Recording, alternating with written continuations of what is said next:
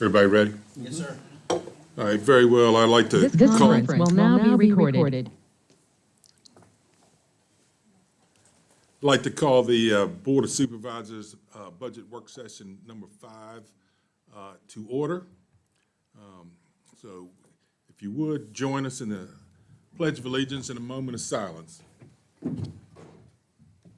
pledge allegiance to the flag of the United States of America, and to the republic for which it stands, one nation, under God, indivisible, with liberty and justice for all.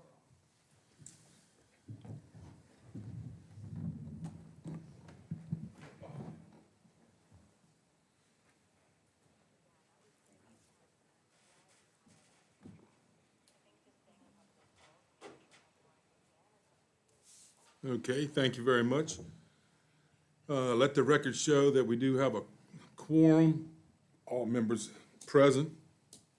The next item is the adoption of the agenda. We have one change to the agenda that I know of, and after all the presentations, we're going to do number 2 underneath of building and zoning there. Number 2 will be the budget calendar. We need to discuss whether we need another meeting or not. So we'll do that at the end. So are there any other changes to the agenda as presented? Got anything? No, sir. All right, very well. I'll entertain a motion to adopt the agenda as amended. So moved. Second. We have a motion and a second to adopt the agenda as amended. Any further discussion? Very well, hearing none. All in favor say aye. Aye. Chair votes aye, opposed nay. Motion carries. Okay, next we're going to public comment. Are there any public comment? Nothing back there, Kim? All right, very well, we will close public comment, and we will do it again at the end, as long as I remember. So the next item on the agenda is the FY27 budget work sessions, the presentations. We have Foothills Housing Corporation up first. I understand. Mr. Chairman, Mr. Reed has the flu. Yeah, So he did ask me to relay a little bit of information to the Board of Supervisors. In the packet is the funding application from Foothills Housing Corporation. And in your hard copies, there's a hard copy of a handout from them. This is, every year he comes to the meeting and he reports the home repairs that they made in Madison for the previous year. And this list details out those repairs. Let me see if they're in the packet here. Okay, yes, on the screen. So as you can see on the screen, it looks like $33,965 in home repairs were done last year in Madison County, and you can see the list there. He did also want me to relay, he also wanted me to express his desire to build affordable housing in Madison, which includes repurposing any available government buildings into affordable housing. And please give my apologies for not being able to attend. okay. Yeah, I think they are doing that elsewhere. All right, any questions? I mean, John has been coming in front of us for a number of years. His request of $7,000 is the same, and it's been for a long time. And we have experience. I mean, we were having a budget session one day and a few years back, and Clay asked him if he would check on something off of Fairground Road. Well, he came back and interrupted us to say, I've been out there, and this is what it is. It's like, okay, there you go. So they do good work. As a matter of fact, Skyline has, where I work, has collaborated with them before on some stuff, because they do, like, emergency home repairs and stuff, too, so. I had a little question written down here. I don't know if anybody Sure. can answer it, but it was just, that do they just do repairs, or do they do financial assistance as well? Just home repairs? Just physical Yeah, I don't know of any financial assistance they do. They do, they manage, how many apartments they have? They have So housing that they have a manage. big, yes, sir, Mr. Chairman, they have a big footprint in Fauquier, I should say the town of Warrenton. Yeah. I think they were able to do that with some tax credits years ago. It's over behind the Safeway off the main drag there in Warrenton. But they also do repairs. That house Carter was talking about, it used to have a blue tarp, was over Yeah. for probably about 5 or 6 years running. Shingles, if it's a walkway or something, like ramps, maybe there's a leaking window that needs to be replaced, things of that nature. If they could go large scale, and I think that might be where they're going, Mr. Chairman, I don't want to speak for Mr. Reed, but I've known him over the years. If those opportunities were to rise to, say, duplicate the type of process that they did in town of Warrenton, they would definitely look for that opportunity. But generally for Madison, it's been doing mainly repairs. Yeah, yeah, they don't finance Mike, but they do manage properties that they also own. Don't they have a high success rate too? Of Very these high. people Yep, taking care of the properties and yep. Looks like they have 168 affordable rental units in their application. showing. Oh, yeah, that's what I was looking to see if they put it in there. Yeah, but- they have acquired 168 rental units. Yep, in Fauquier, I'm not sure, believe. it doesn't say the location, but yeah. overall. Okay. Anything further from the board? All right. Very well, thank you. All right, next up, we've got OAR, Jefferson Area Community Corrections and Orange Drug Court match with Mr. Ross Carew. Mr. Carew? Thank you. I'm here with exciting news. You've heard, I think, the last 3 meetings about the drug court and the plan for the OAA. And I think the last 2 meetings, there's been discussions about the recovery court, and we've been in front of Orange, Nelson, and Fluvanna, so we've gotten commitments there. So I have Susan here if you have any specific questions about it, but grant is submitted Monday, right? So that changes our request because that occurred after our request. I put in $10,000, which was the previous match, as a placeholder, but we're not going to be making that request. All right, so the amount drops to 16 instead of 20. Well, you got Yeah. local probation 11.7, C, and the planner 5. Yes. Okay, that's still Yep. on the table. All right. That's still on the Good. table. So let me tell you a little bit about OAR. I know many of you already know, but we are a regional community corrections agency. We provide pretrial services, probation services, reentry services. We have a handful of specialty courts or specialty dockets, and peer support and the criminal justice planner. We provide service for Madison County, Orange, Louisa, Fluvanna, Greene, Nelson, Albemarle, Charlottesville, and Goochland. And we serve about 4,000 people a year. I have a PowerPoint that I gave everybody. You should have it in your packet. I'm not going to read from the PowerPoint. You all can look at that. But I wanted to highlight a couple of things. And one of the things that I wanted to highlight was return on investment. And we're asking for a little over $16,700. That accesses services, state-funded services, federal-funded services in the ballpark of $340,000 directly to Madison County. All of that is to avoid the cost of jail bed space. And if you were to take our population and extrapolate jail costs to that, that's about $827,000. So we're talking about a 48-to-1 return on investment.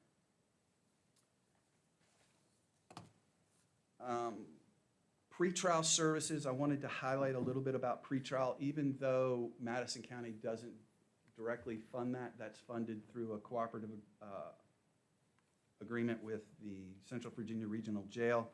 We served 77 people from Madison County last year. Exciting news about our pretrial program. We were selected as one of 3 national sites to be awarded technical assistance to create a national framework around support-oriented services. That we're one, OAR is one of the programs, Santa Barbara, California, and the state of Kentucky. Wanted to talk a little bit about our probation. That's the one we're asking for funding. I wanted to share a human interest story.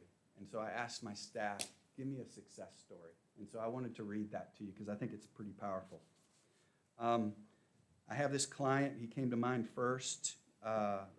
He was a case out of Madison Circuit Court. The client was put on probation for 2 deferred felony drug charges.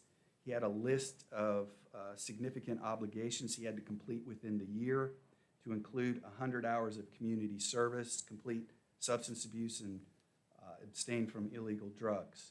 He also had to go 3 years without a driver's license. This client showed up every month, tested negative on all screens, and completed all obligations within the deadline, including intensive outpatient treatment. He completed all 100 hours at the Madison County Transfer Station, and his supervisor gave him an outstanding review, saying he wished all of the volunteers were as helpful as he has been.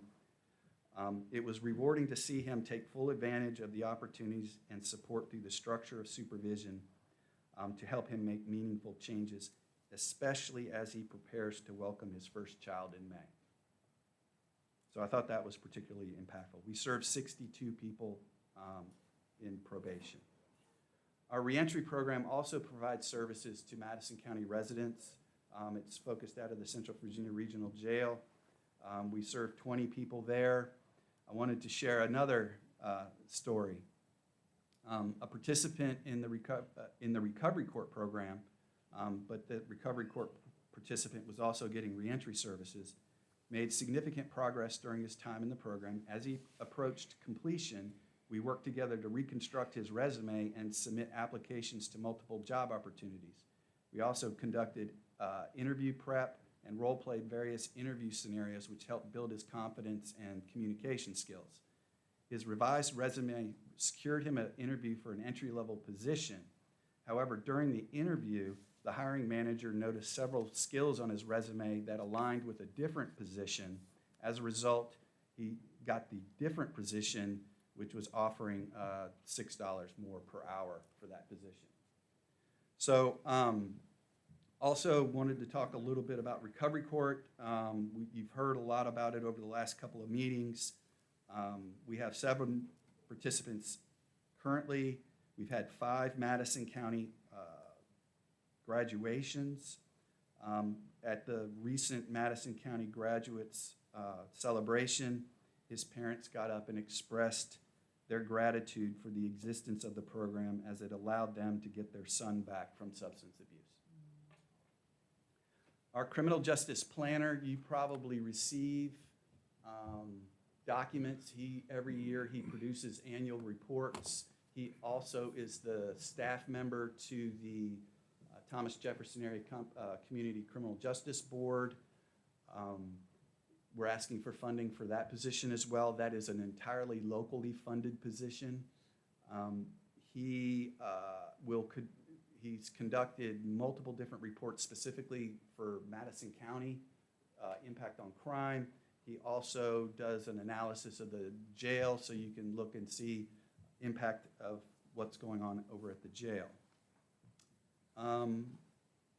Let's see, go through my notes here. We also provide, as I said, services to Fluvanna County, Nelson County. We have a Fluvanna County Adult Court, a Nelson County Adult Court, Charlottesville-Albemarle Adult Recovery Court, and mental health docket. Wanted to talk a little bit about challenges. Wage competition, Madison County, as you probably are very well aware, as being one of the northern counties that we, our catchment area, just like you, we suffer from talent drain to northern counties with getting additional funds or pay. So that's always a challenge in competing. Our another challenge that we have is, as a nonprofit, all of our funding is reimbursement. And so we float for a quarter, and when funding is slow, that causes a little bit of heartburn. One of the other challenges is every year it gets a little harder and harder to be an agency of yes as resources dwindle. So I looked it up, and I went back this morning. I looked it up, and I said, how long have we been working with Madison County? And so we've been providing services since 1995.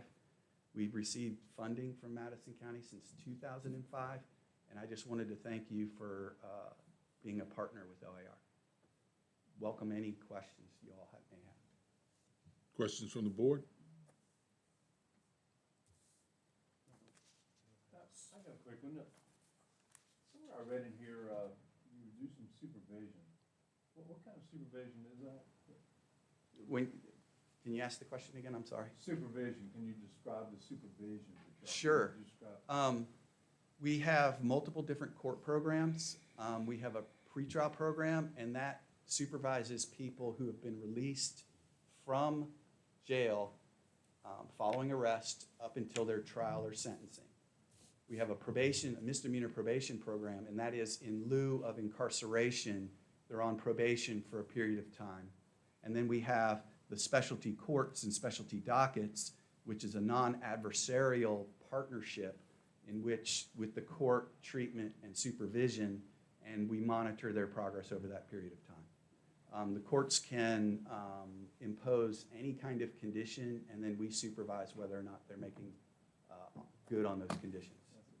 So drug testing, treatment, mental health counseling, community service, restitution, yeah. So, Mr. Crew, do you all coordinate with the VJCCCA, Virginia Juvenile Community Crime Control Act? We do not. We're only working with adults. Oh, with adults? With adults. Ah, And so our statewide association for probation and pretrial is the Virginia Comprehensive Community Corrections Act agencies. I'm Uh-huh. sorry, got to get all the C's right. yeah. So adult, that's 18 and up, is that? 18 and up. 18 and up, okay. Yes, sir. All right, We're working predominantly with adults, working out of juvenile and domestic relations court, general district court, and circuit court.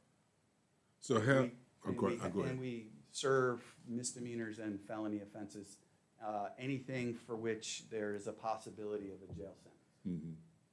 And so the idea is, can people be safely diverted from jail and managed successfully and safely in the community? So the criminal justice planner covers how many counties? Covers like 5 counties? Covers all of those All counties, yeah, for that entire footprint. So our portion of that salary is calculated how?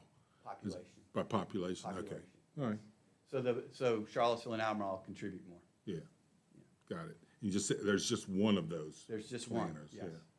And it's a pretty unique position. We're one of, I think, 5 catchment areas or jurisdictions that have a criminal justice planner. And it's been something that we've had for a while, meaning collectively. And it's something that, it's someone who can look at the entire system, right? We're all focused on our own little silo. And it's how do you track outcomes across all of those different, from arrest all the way through jail, all the way through probation, all the way through DOC. Okay. Anything further from the board? All right, thank you, sir. Thank you. Appreciate it. All right, the next on the list, we've got emergency management, which Mr. Weekly. Thank you. I'm pinch hitting for Brian, because he's literally with baseball, so all puns intended. You may recall we had a shift in structure of emergency management, organizational structure.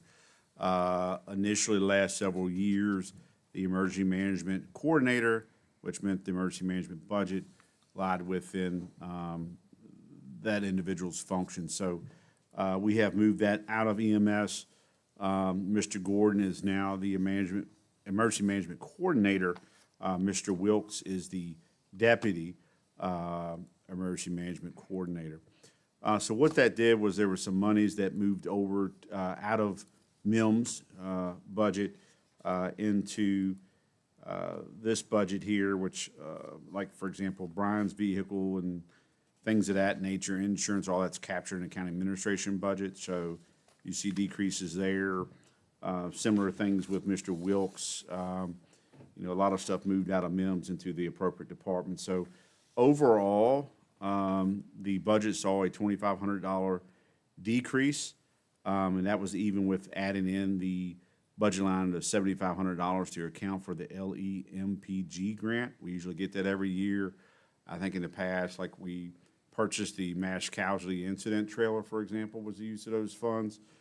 Each year we have an opportunity to apply, and it's almost guaranteed. I hate to say that because it could get pulled, but the group for the local emergency management planning grant, the department heads for those first response agents will talk, and then best use of those funds are there. So it's somewhat of a wash, that grant, because it's money coming in and you have an expense going out. So again, overall, that department function has decreased $2,500 from last year. And I'll stand So by is for any that questions. $7,500 in revenue? Yeah. It is. Okay, Yeah, it's a grant coming in, and then we have the expenses going out. yeah. Well, there's always, yeah, I mean, how far can you go with, I mean, like Noah sat here or stood here the other day and said the likelihood that we'll get the paramedicine grant is really high, but that's not in revenue. Right? Anything that we are not confident in, we do not put in the revenue, but LEMPG we get. Well, Yeah. I think to Cardi's point though, but if we did far get to it, go? if We we would. did get it, it would be It revenue. would Oh, be sure. revenue Oh, and absolutely. expense both. But at the end of this process, that is not gonna be in revenue because we can't. We can't rely predict. on it. Right, but Right. this one is. Okay. Right. What else? So I think, I read somewhere some concern that Brian could handle this in addition to the rest of his duties, but I think we've talked about that to the point where, We're fine Got with it. that. I mean, Okay. I don't know where so we don't need necessarily to add that a may. person in here. No, we wouldn't recommend it.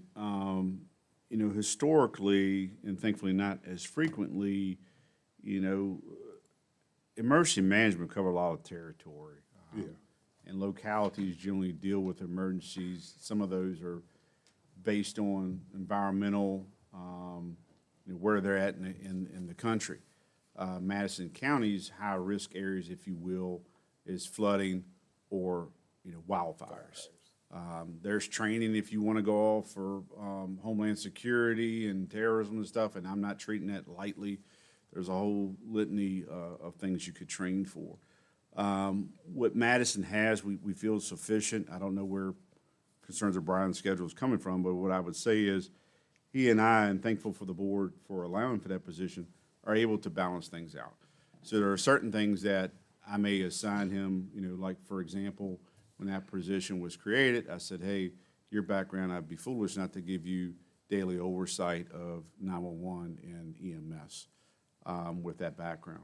If we switch into emergency mode, like we did with the wildfires, there are things we balance out, including some financial commitments. I may discuss from the field with Ms. Warren things that, you know, we just incurred in expenditures and so forth. So we believe we're fine for that. You get into a large-scale thing like 95, you're calling in the feds. The only sad part there is the feds look a little different since '95. They can't seem to get along at all, and until they declare a declaration, the money you are spending is the money you are spending of taxpayer funds. You do not get a chance to recoup that. So for example, the wildfire, you had to reach a certain threshold. Well, the governor took, I think it was beyond 7 days to declare. So anything from that point, Madison spent that money for that purpose.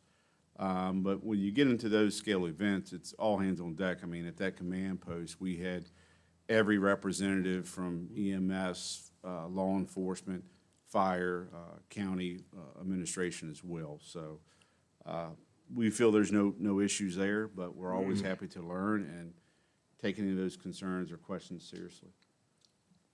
All right, any questions about? Just, yeah, emergency management, that would also include, like, if you had a tanker truck or something like that that returned. Correct. So he would handle that, he has training, or we have training for that? Correct. A lot of that's like paperwork. We had that situation. There was a Sheets truck, fuel truck overturned it's probably been well over a decade ago.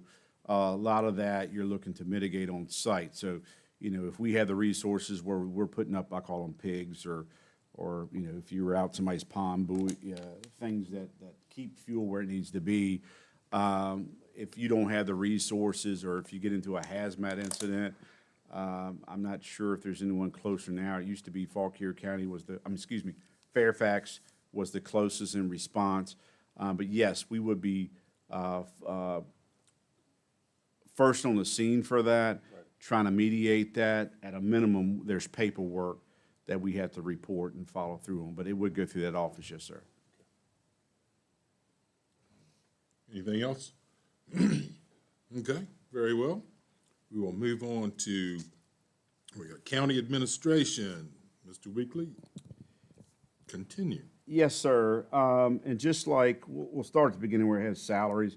Just like we said from the beginning of this budget, ultimately you all make decisions on everything budget related to include salaries and fringes and things like that. I believe later in your meeting, Mr. Chairman, we'll talk about a budget calendar where we like to propose where you truly get into several categories to, make edits, cuts, additions, whatever you want.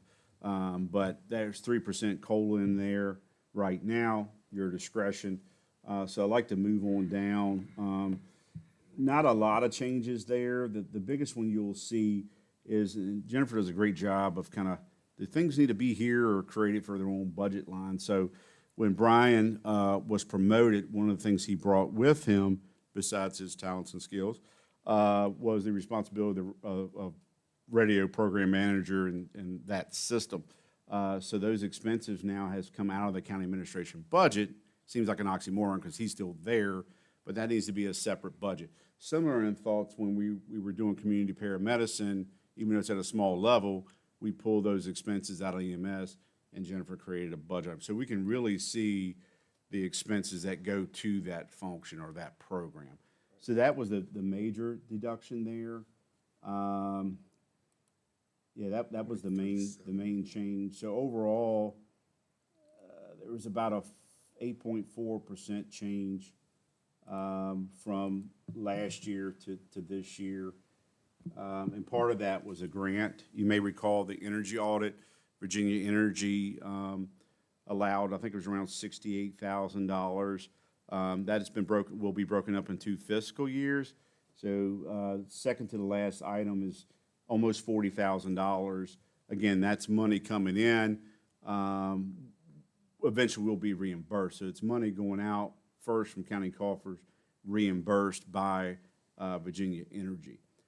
So that's the primary changes from last year to this year. Any questions? Yeah, I got, so if you can explain to me, because I saw this on several of the other ones, under salaries and wages full-time, I'm trying to do the math here, and so when we put over in the right-hand side, we've got a 3% COLA added as a placeholder. And beside that, we got 7.4% between 26 and 27. Does that come to 10.4%, or is that included, or? How does that work? Because I know I've seen 1.5% with the 3%. I've seen the numbers all over the place. So you have to think about it this way. In a department, when we do a budget, we look at everybody's salary that's in that department at that moment in time, what their actual salary is, and we put 3% on top of that for the next year's budget. However, what happens is people leave, people come and go throughout in the department over the year, and then you have to, when you're doing the next year's budget, you start all over and you put the new people that are in that Whether department. they're making less or more. Right. Okay, So okay. it could be that somebody was, during the last budget cycle, was making less or more, but what we have in that salaries and wages full-time line item for all departments is strictly actual today's salary times 1.03 for 3%. Okay. But it does fluctuate based on who's in the roles that they're in. I was just trying to figure out where No, that was coming from. great question, and I, A lot of the things that were explained to you were like under Clarissa's thing. You know, they had given somebody, another attorney, $15,000 more for the year, and that accounted for like another increase. So I tried to was keeping up with that. Thank you. we had a certification in your, maybe in your department or something. It was my contract, the board just renewed. Oh, okay.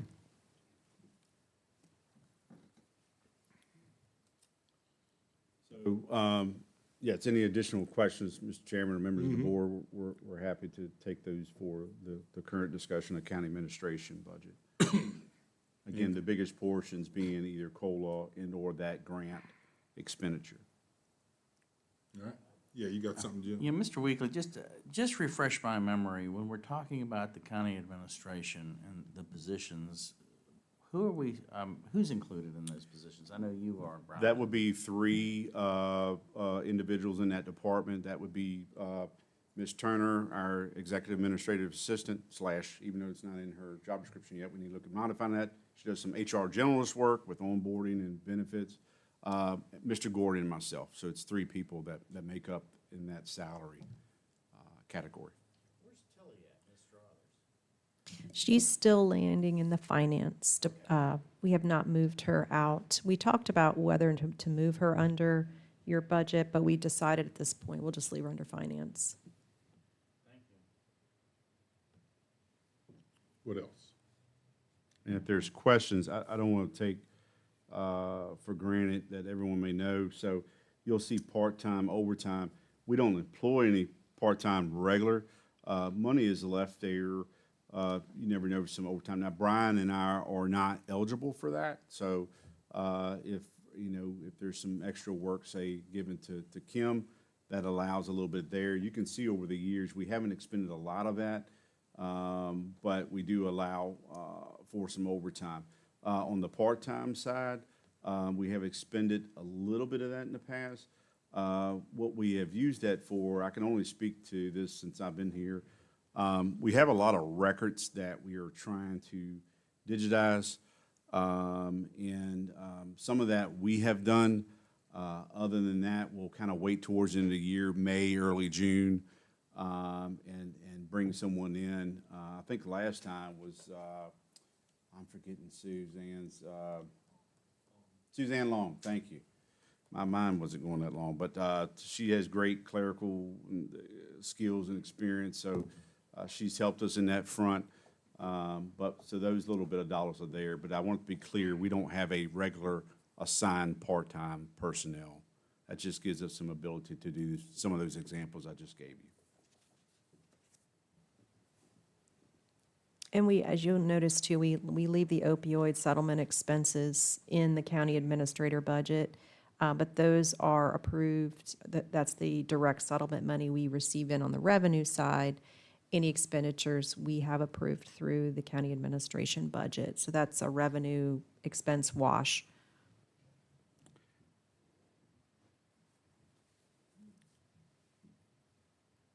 Okay, what else?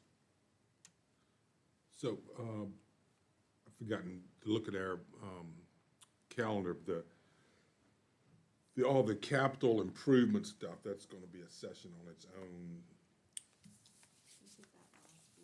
The capital, Yeah, Yeah, we did capital. What Oh, would other than that. recommend, Okay. when you get to item 2, Mr. Chairman, I'll give you a little prelude now. Get into those big ticket kind of categories. So all your outside agency funding, cover that. Decisions on healthcare, decisions on COLA, decisions on positions. Right. And capital.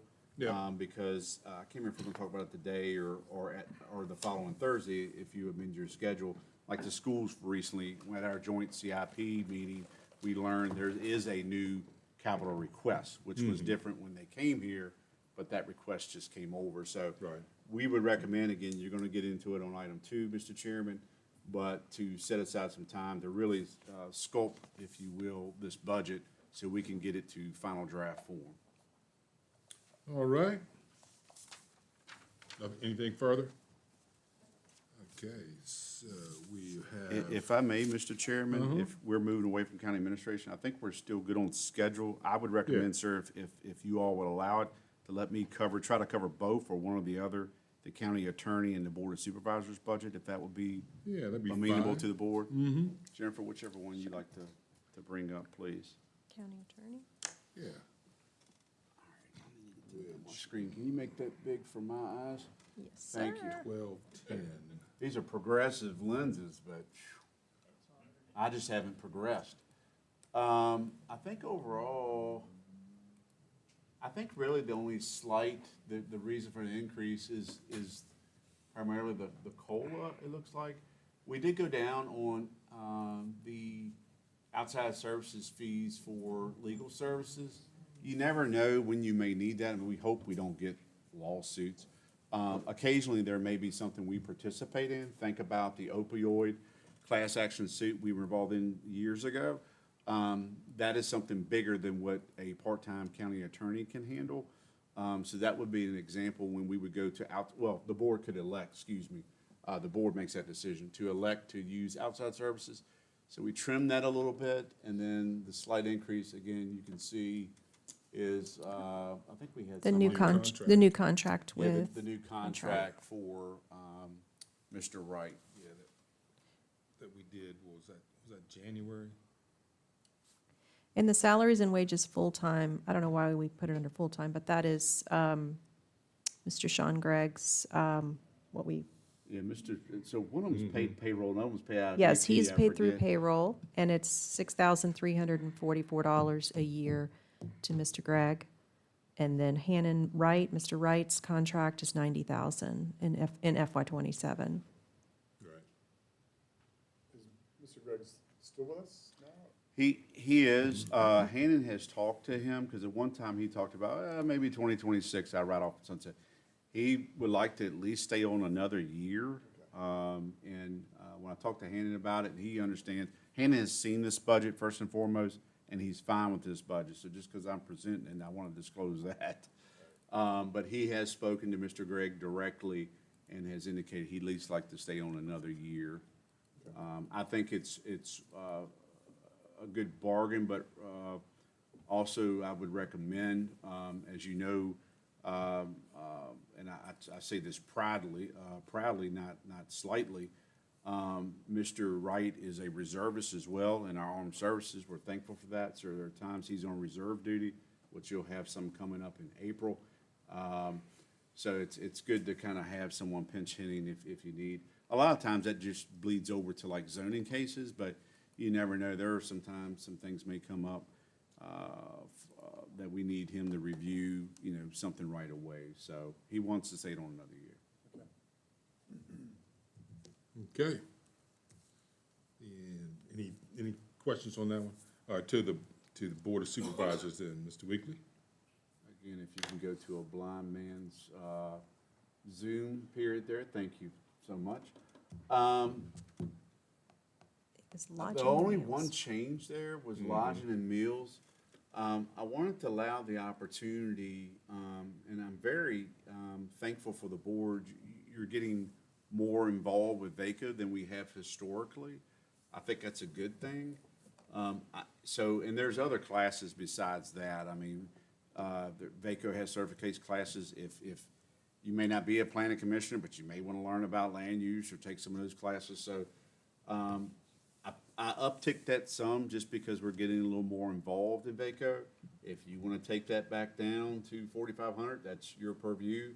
This is your budget, but I wanted to explain the rationale there. So, we did not put COLA in there. It's not that we're trying to treat you any differently than staff recommendation, but traditionally, the way I always couch it is the Board of Supervisors, like everything in the budget, but you make decisions on your own budget and specifically your budget line. So if you have any suggestions on increases or decreases, let alone what I've recommended, this is your time to make that recommendation so we can reflect those changes. Okay. Anything on this? Leave the $1,500 in there. I mean, we're over right now and for FY '26 by what, $480 or something, whatever it was. And what we would do in that case, I mean, at the end of the day, right, we look holistic, we look at the overall budget, but if we Yeah. had to, like, say if you wanted to go something tomorrow, I would look in the administrator's budget or somewhere, are we positive on somewhere where we can hold the line and just line transfer that to your budget line? So while, yes, you are over slightly, I want to, full transparency, generally we cover those little bit of deltas within the overall budget. Right. So if there was one of the classes that, say Nancy or I wanted to go to, like what Jim Smith did, one of those kind of things, is that in there under something? Yes, sir. Is that Seminars and miscellaneous tuitions. possibly? You usually, if you're going away, now there's webinars and there's things that are hosted away, usually would touch the two categories, lodging and meals, and seminars and tuitions. All right. Well, I just have one question. I was wondering about the generosity of you all giving the board $10,000 to work with $250. I don't know where that's categorized. So the tourism fund, Oh, okay, the okay. top transient occupancy tax helps fund the tourism budget. So initially, Tracy, puts forth that budget for you all to review and put on. You may have already covered that already. I can't recall. The tourism budget. Yeah. So what we did, if it wasn't in that budget, you still have tot funds that are in the general fund. So that supplemental appropriation that you all approved moved money from the general fund out of tourism into the actual FY '26 budget we're in now under tourism and established a new budget line to track those expenses. Okay, I just didn't know where the line was. So if that's it's like a an issue. one-off, but it's a good example. So if we were looking at tourism right now, my lens, I generally view things at, are they reoccurring things that you need to move up or down on your funding, or are they one-offs? In that one-off sense, you would definitely want to program or fund what year you think you're going to hit it in. It just so happened to hit in an existing year, we already have approved budget. But if we were forecasting, let's say last year, if we said, hey, we want to celebrate 250th, then that would have been a new category, and you would have saw an increase from one budget year to the other.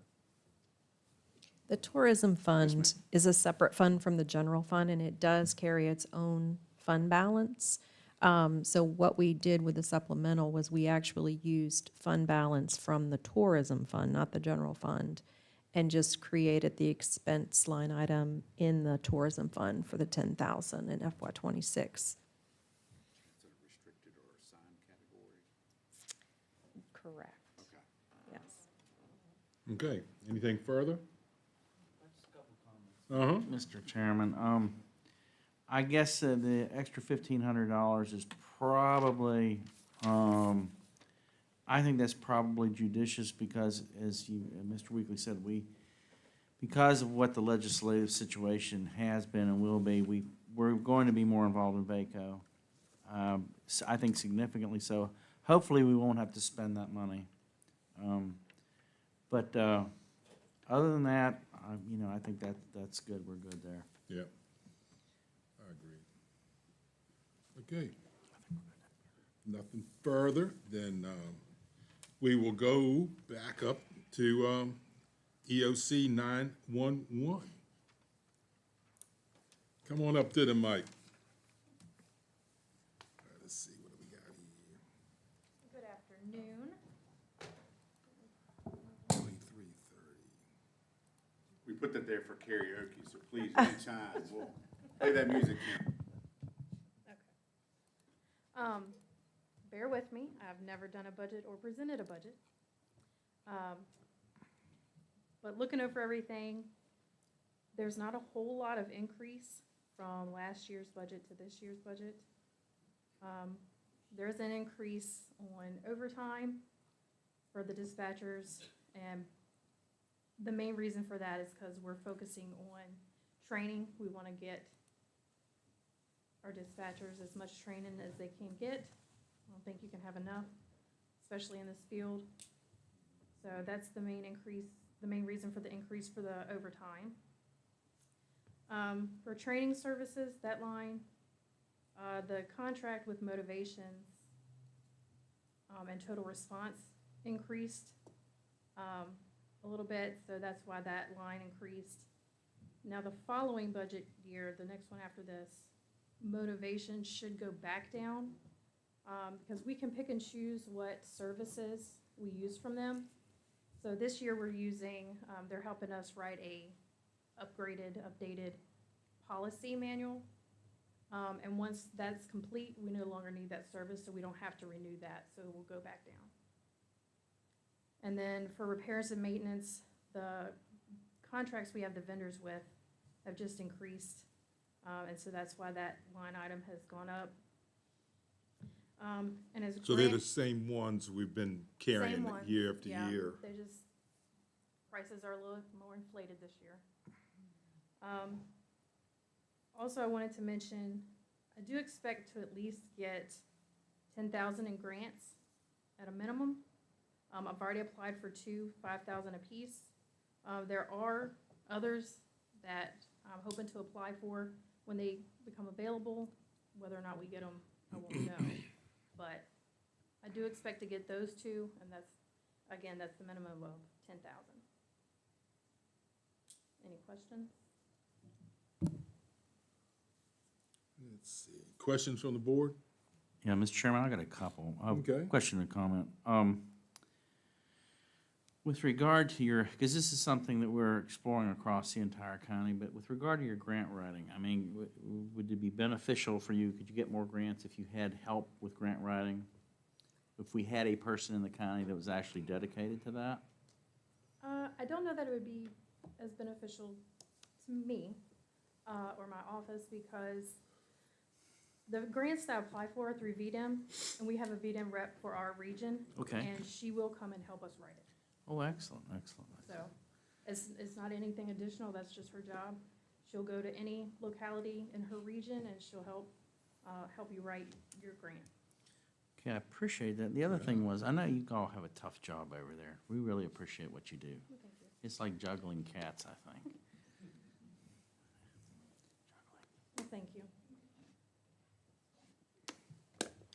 What else?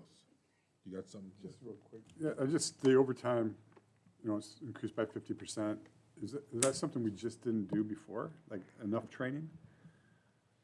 I don't know that, we didn't do a whole lot of training. And then I think when I took over the position, that is more of a focus for me to do, we do monthly trainings and just whenever we can participate with other agencies' training, just to see, you know, how the other side works, that helps us do our job. So it's just become more of a frontline focus. Is it on-site training? Yeah. Okay. So we have monthly staff meetings that we do in-house trainings. Mhm. And then last night, we went to the firehouse and we did a joint training with the fire department and EMS. So it was like a hands-on, but it's still in the county. And then next week, we have 2 trainings for different days, so everybody that's working the shift can get their sleep. But that'll be at the firehouse in their conference room that we're renting. So we'll go over the visa and stuff, the missing people, and any updates that the state police have set out, so everybody's on the same page. Great. Thank you. Mr. Buchanan, I'd just like to add to that too. Ashley and her team, they've definitely made that a focal point. We're appreciative. So, you know, we have these, I forget the acronym, but it's where the first response get together and whether it's planning not only for events that are coming up, the fair, you know, what are needs. And what was identified is, you know, hey, how about doing ride-alongs with the sheriff's office? You kind of get that firsthand perspective there? Or how about, as Ms. Richards talked about, let's go up here and do some training with the fire department. And I like to see that vice versa too. Some folks come in, if we can fit them in there, y'all in a tight space, to see what you guys do. But being that they have, is it 12 or 13 dispatchers, you've got to allow for each shift because you can't just catch everybody. So you're staffing, you're bringing that shift in, paying them overtime who are off.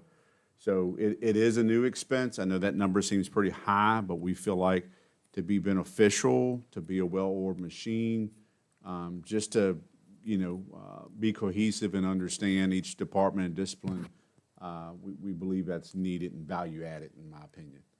As far as staff meetings go, I try to, I schedule them for 5:45, so the shift leaves at 6 o'clock. So the oncoming shift only has to come in 15 minutes early, and the current shift only has to stay 15 minutes late. So I try to do that as every month we try to do it at that time, so that it doesn't make anybody stay way late or have to come in way early. And we did start ride-alongs with the sheriff's department last week. We did some this week, and we expect to finish next week. How's that So I've going? gotten really good feedback from dispatchers and deputies. I know the dispatcher that had a ride-along last night, she got to see some interesting things. So it's a good experience. Everybody that's done it so far is really giving positive feedback. Is that an 8-hour shift? Is it 12. 12? So overtime starts at 9. So 6 p.m. to 6 a.m., 6 a.m. to 6 p.m. I'm not exactly We're sure based- when the we're overtime market 40 is. hour is ours. Anything over 40 hours becomes overtime. It's not Okay. 8 hours a day, it's not over 8 I mean, hours a day. that's what I was asking about the shift time. Yeah, it's 40 hours a week. Okay. Anything further from the board? Okay. Thanks, Ashley. Thank you. It wasn't that bad, was it? It wasn't so bad. 4220.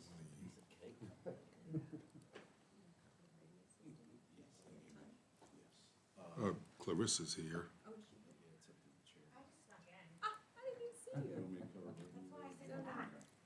Okay, Even though I lost mine. I'm still whining about my lost table after, how many years has it been? what, that was back there, Over on the corner? I got so much work done at that table. Okay, let's get Clarissa a table. Well, I needed a little table for my office, so Trish found Oh, that's, a deal on 2 TV trays. And so I was gonna tote my TV tray back and forth, but turns out I actually need it in the office, so. that's where our table went, huh, to Just your go down the office? shirt- Go down the shirt show, you'll find something. Oh, not a bad idea, you never know, there are treasures. Uh-huh. Oh, that's easier to see than my computer. So what do you got for us? What do you wanna know? You wanna start with the victim witness program first? Is that what we're gonna do? We're gonna break them up? I have Clarissa's budget first. Okay. Ms. Berry's Oh. budget. All right, Dawn is in a victim meeting at 3, and so I told her, if you get here, that's great, if you don't, they will understand. okay, so we go to yours first then. The biggest change on this is we are asking to take our part-time administrative assistant person to a full-time position. She has been with the county, well, with my office for 5 years. And before that, she was at the Department of Social Services. So I think her overall county experience is closer to 10, but don't hold me to that number exactly, please. She is now working between 25 and 30 hours. Generally, it's 8:30 to 3 or 3:30, depending on how long she goes for lunch. Sometimes it's 2:30 if she's, there's some flexibility in there. We are now at a point where it would be more helpful for her to be there full-time, to give us some more flexibility, with Tricia's schedule, and with who's gonna be in court at what time, you know. I joke that my office only has 3 rules, and rule number 2 is that someone has to be there between 8:30 and 4:30 to answer the phones and to greet people at the door. And so if Trish, you know, right now, she's down in our file room a lot.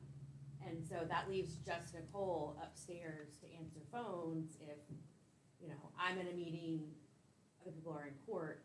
So having 2 people there to kind of balance that load would be helpful from a kind of a pragmatic standpoint.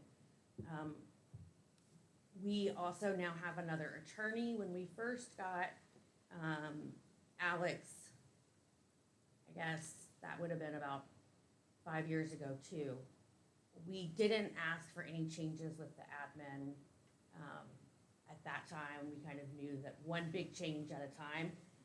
But we discussed, I think, a little bit about how at some point the next thing that we would ask for would be for this position to become full-time. On a kind of on a more personal, you know, to the person, which is something that, you know, my attitude is generally either you need the position or you don't, regardless of the person that's in the position. But I will say that in regards to this particular person in this particular position, she has been with my office for 5 years. We are incredibly fortunate that we have her because she's literally the first person that you see when you come in the door.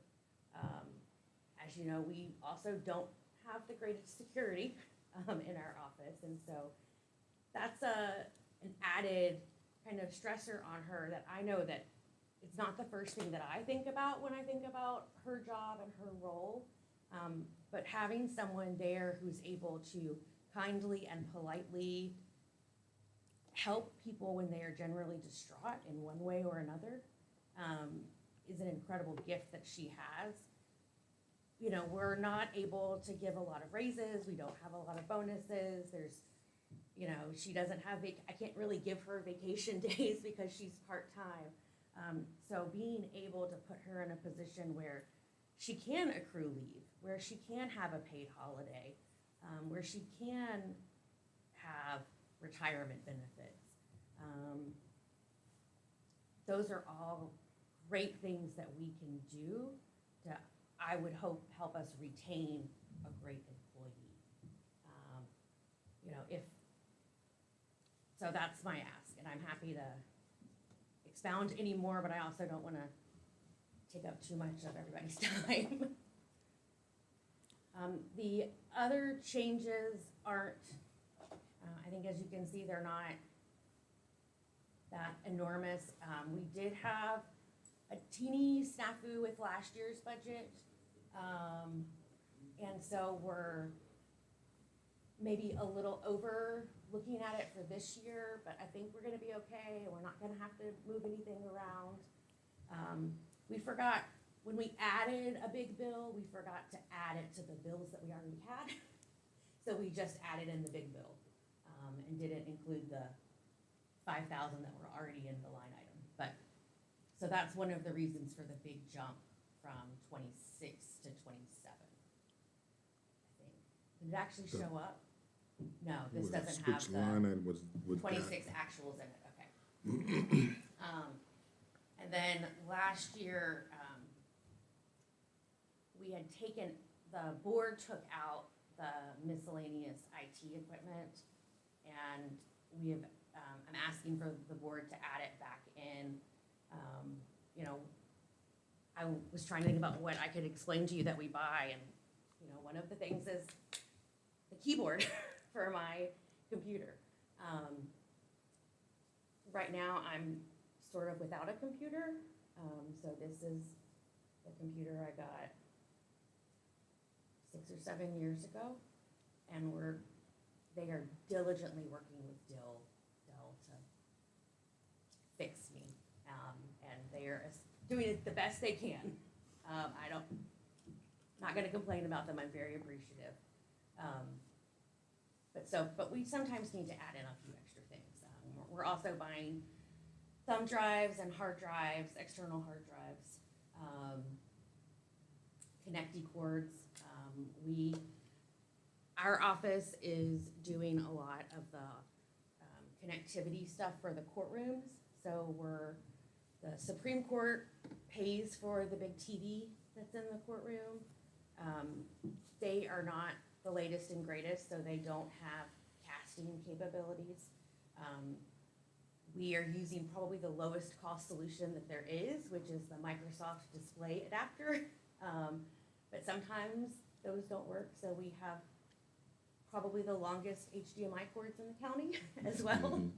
And so those are kind of the sorts of things. And so when it's miscellaneous IT equipment, it is truly miscellaneous IT equipment. But that's basically That's the last the line. long and the short of $1,000 it. bucks.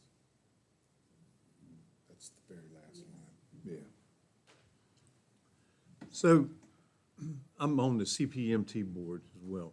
And so I heard at our meeting on Monday, that they've got, the DSS has their own attorney. Yes. Is that, and then I was really amazed to see that Little Madison County has 3 attorneys now. Is the DSS one of the 3 here? No.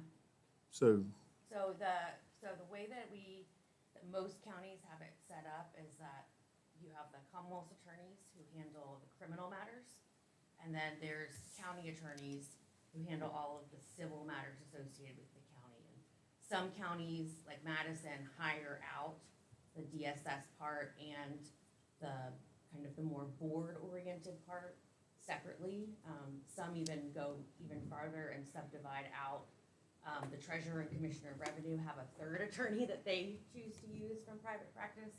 The bigger jurisdictions, like Spotsylvania, Charlottesville, Albemarle, they have a city attorney's office that handles all of those functions. So there will be, within the city attorney's office, there will be, 1 or 2 or 3 attorneys who handle all of the DSS cases. And part of that is because sometimes, quite frankly, the Commonwealth's position and this DSS attorney's position might not be exactly the same. Especially when it comes to who to call as witnesses when. They've got a different timeline than we do. Theirs is much faster. So let's see, the increase, whoops, what happened? Oh, I'm trying to go to Smart Sheet there, I clicked the wrong thing. The majority of the increase comes from bringing Part, the part-time person to yeah, full-time. which adds 20,000. Yeah, right now, you'll 21. see the change is 23,897. That's primarily because when we had the 3rd attorney hire, we only budgeted last year, I believe, 75,000, and we ended up providing a salary to get the right person, another 15K. So that's why the change in full-time is 28,262 with the COLAs. So if you add in Clarissa's request, Ms. Berry's request of additional 21,000, it would be a total of 44,000 increase on the budget. And I'd also, if you have, I know with all of your Compared to last spare year. time, Yes. the Rappahannock News did an article about some of the issues and pressures that the Rappahannock County is facing with their criminal justice system. And when I read through it, it was a little bit like looking in a mirror. That some of the same pressures that they have as far as hiring and retaining staff and getting defense attorneys to come and space issues, and we're not alone. Just cold comfort, I know. And Clarissa, I assume this part-time person that you wish to move to full-time, she does not get health insurance benefits, correct? Correct, and she doesn't anticipate asking for them. Okay.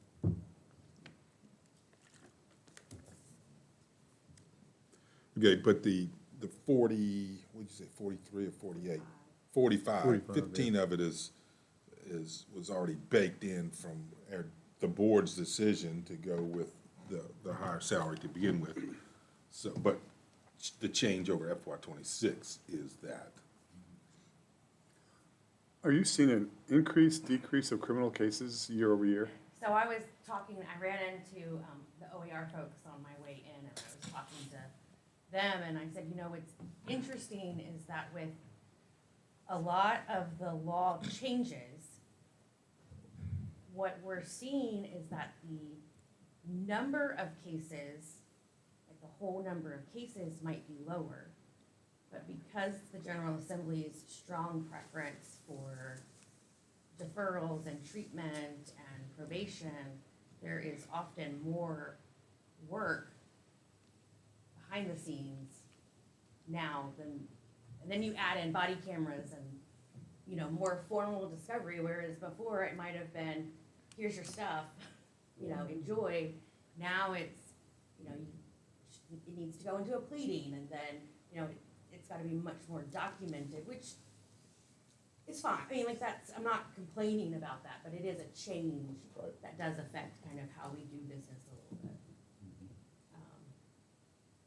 Which, yeah, that was a very recent revelation, and, you know, we had court today, and if you were to look at the docket, you would have thought, oh, y'all are gonna be out by like 10:30, it's not gonna be a problem at all, and then, you know, we had a hour-long reckless driving case.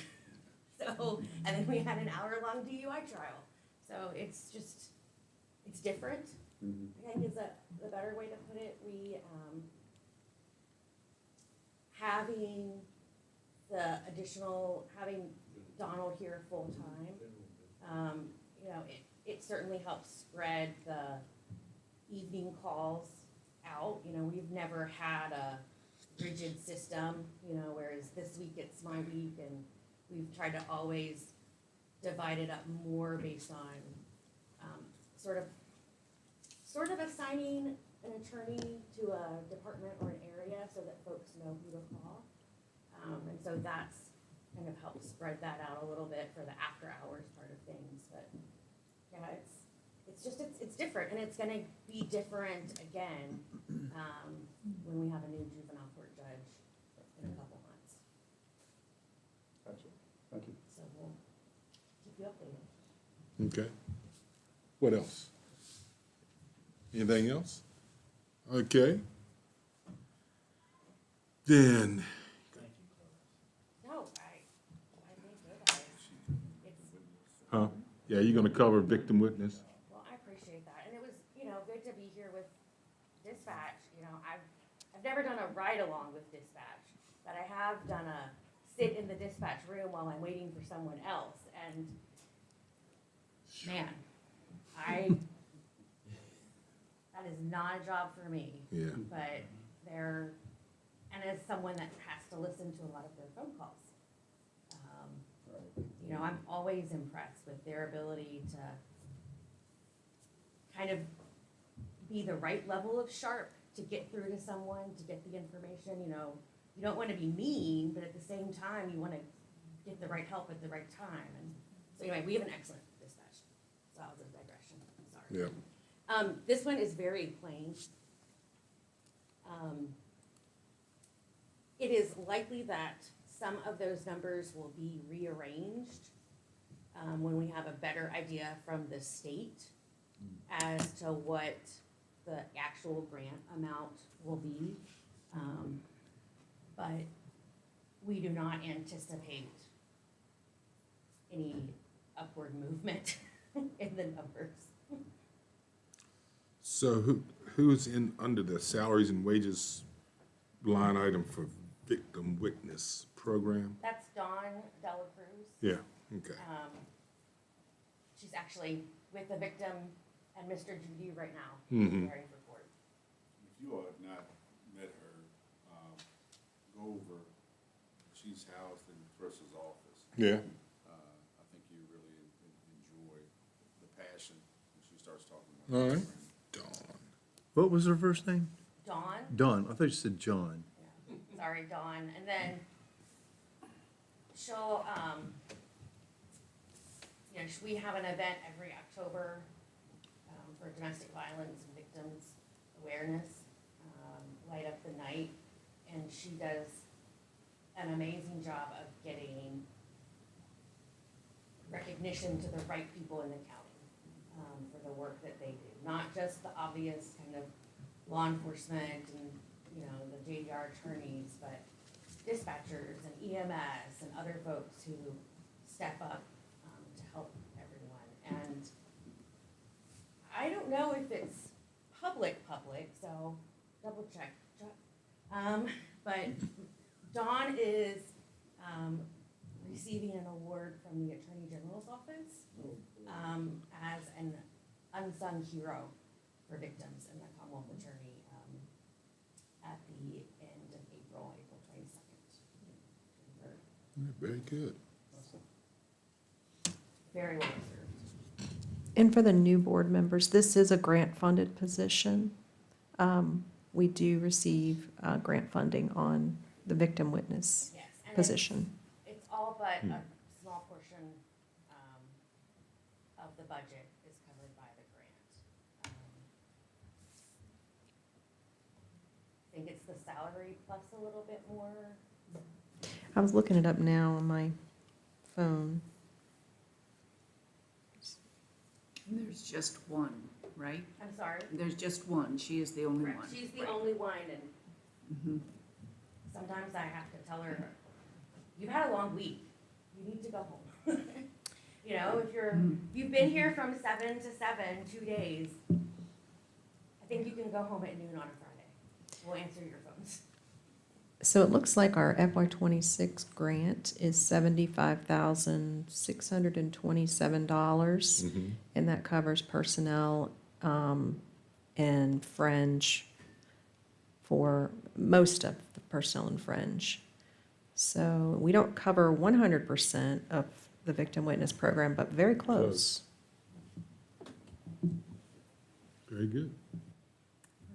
What else?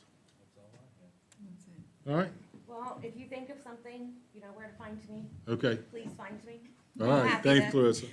To talk your ear off. Thank you. Thank you. Aye. I'm sorry. I gotta finish my own yard job. Listen, I finally got my last campaign sign out of my yard. Well done.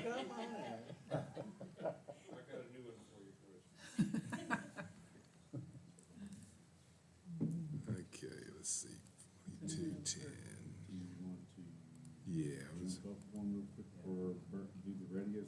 Yeah, yeah, let's do that. All right, we're gonna jump down to the 525 mark and do the radio system.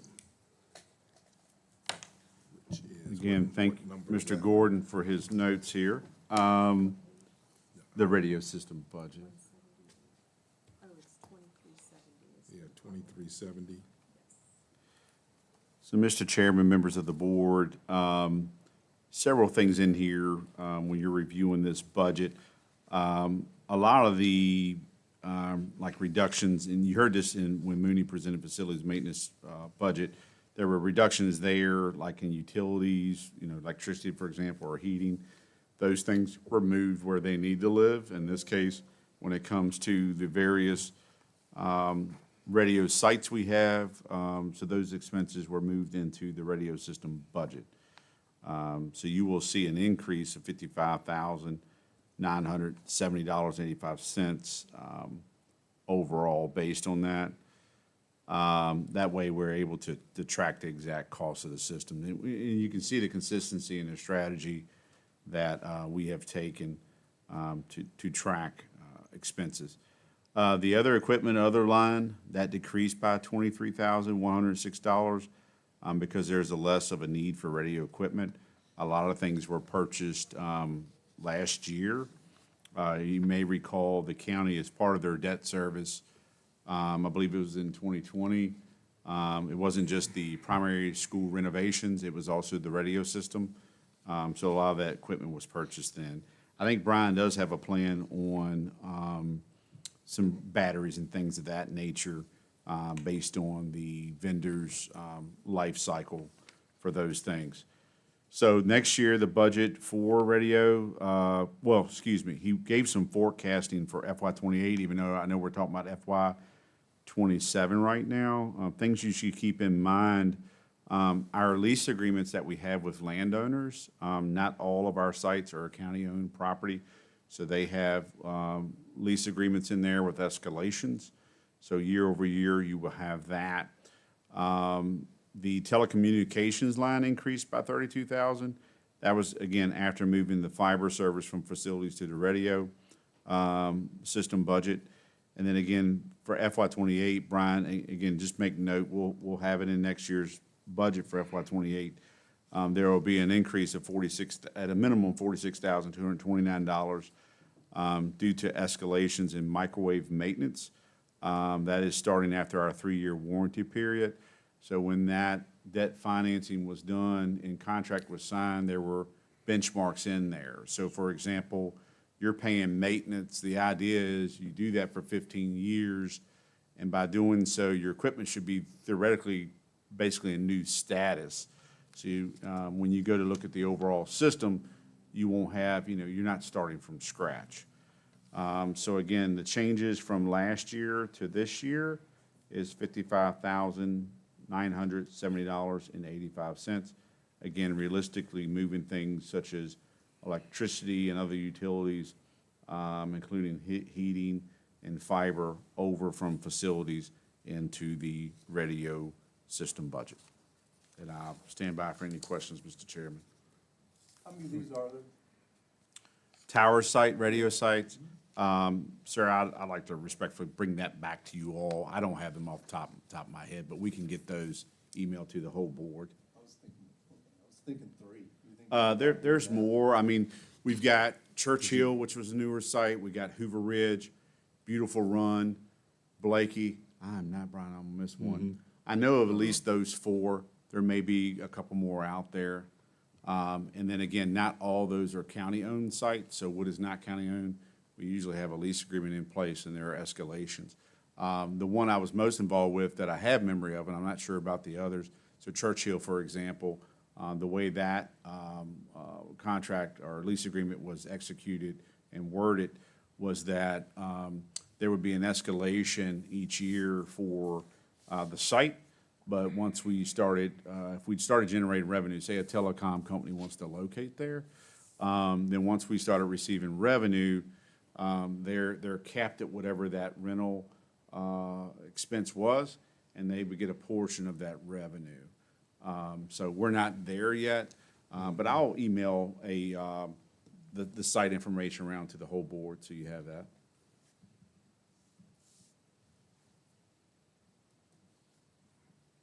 Okay, questions from the board on the radio system?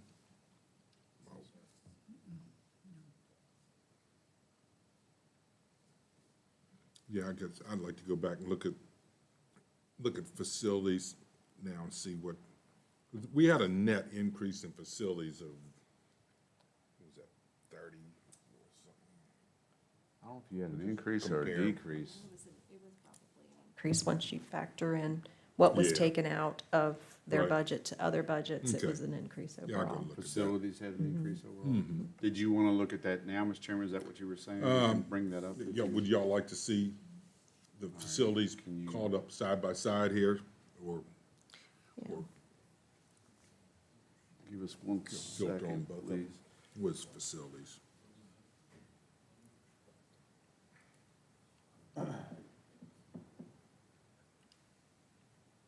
And while Jennifer's pulling that up, Mr. Snyder, but I'll say this for the whole benefit of the board, we can also, if you'd like to see those sites, I know you had talked about, maybe we could set up some, kind of a site tour of a variety of infrastructure. We'd be happy to do that. Blake, we'll just plan a whole day, because Blakey is an event of its own. Getting up there, that road is not. Yeah, that road is not like Route 29, but certainly we can do that.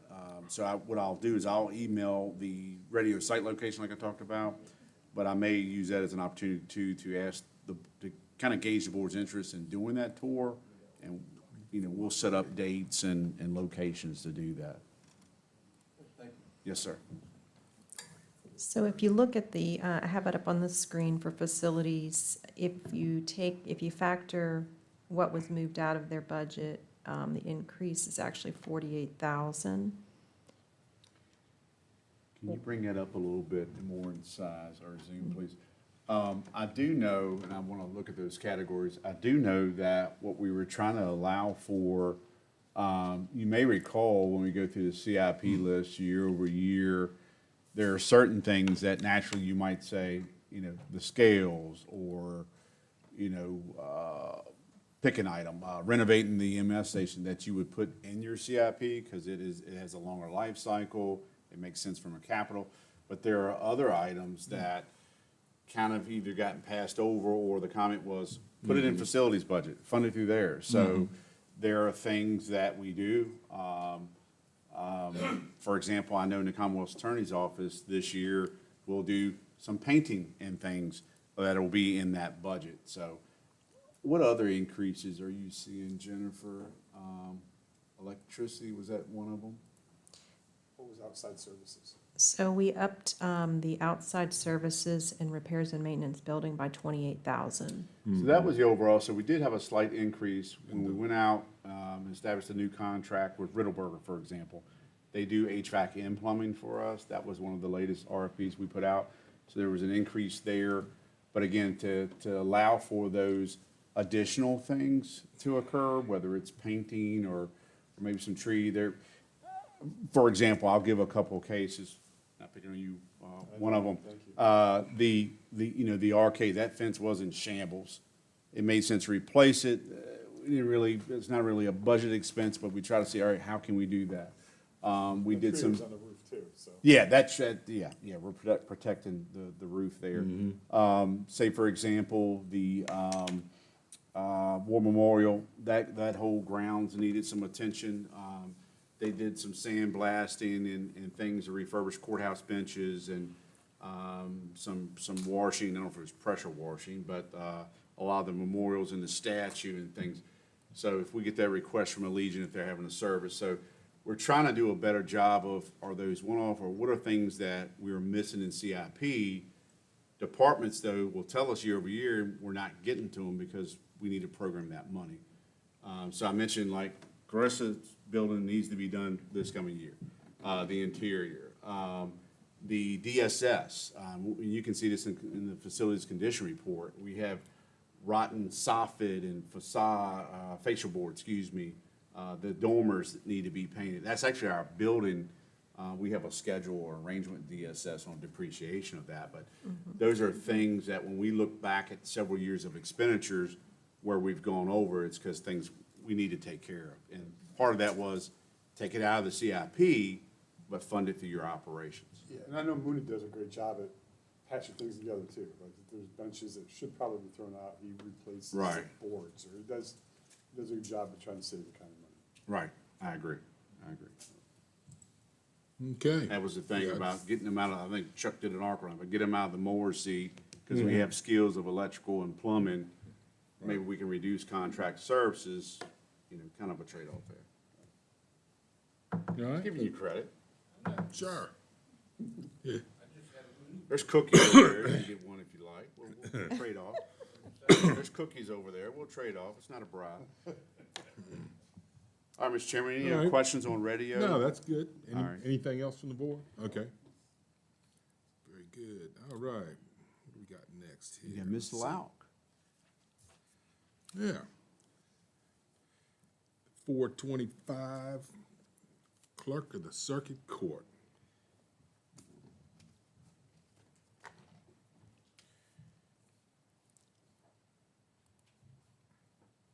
I don't think I changed too much on where am our budget. Did up the bank fees.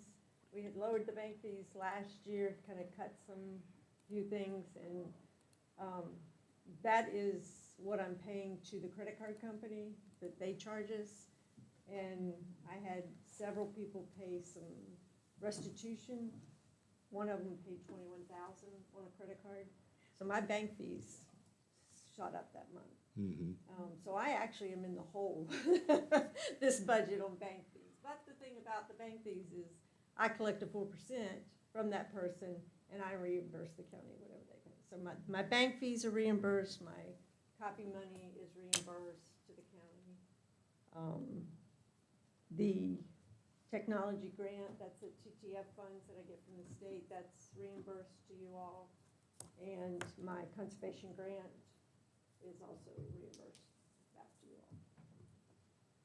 Which, the conservation grant, I should be getting my books back probably within the next month or two. They tell me they're finished, the library just has to go down and inspect them.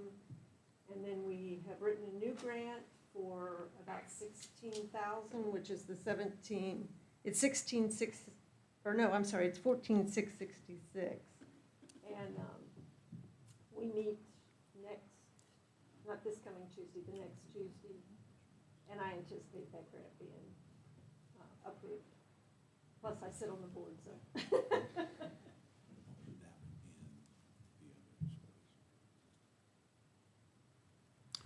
Okay, let's look. So we got 3 grants in here, Lita?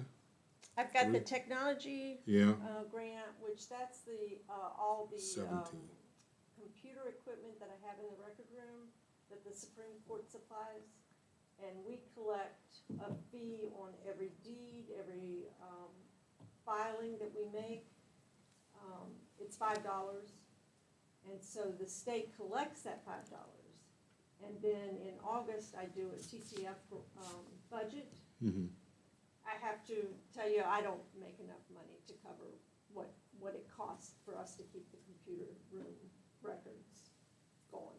But Fairfax does for most of the state. And between Fairfax, Richmond, they really do pretty much, the $5 that they take in on every single deed, every single instrument, every single civil filing, really pays for about the whole state. But it's, we do a budget to them every August, and we submit what we need. We can put in for a few extra things. I have never really lucked out that I've gotten a few extra things, but put that in, and then the state divides the money up. Okay. So you give that number to Stephanie, or to Brian. Yeah. So like this past January, I had a bill that came in from the state that was due. I submitted that. They paid it, and then when I did my coin budget, I asked for the money I had in coin to reimburse the county for that. All right, questions on the clerk of the court from the board? Anything? All right, I'd just like to mention Mr. Yao, or Chairman Yao, excuse me, for Lita's benefit. Word may have already traveled to you, I believe it has, through Mr. Berry. One of the capital improvements that was needed, and we finally got around to funding it, it's in our debt service, is the camera system. So I believe there's been some dialogue of you, and if there are other people within the court that we need to be involved to give us feedback on that, we welcome that. Well, we obviously start with you, but we know there's a combined court as well. So we want to make sure judges or, Commonwealth attorney, county attorney, whoever makes decisions on that we know that. So when we're getting quotes, we're factoring that in. And Richard have talked to the sheriff's office, me, the judge. I mean, they definitely made arrangements. Okay.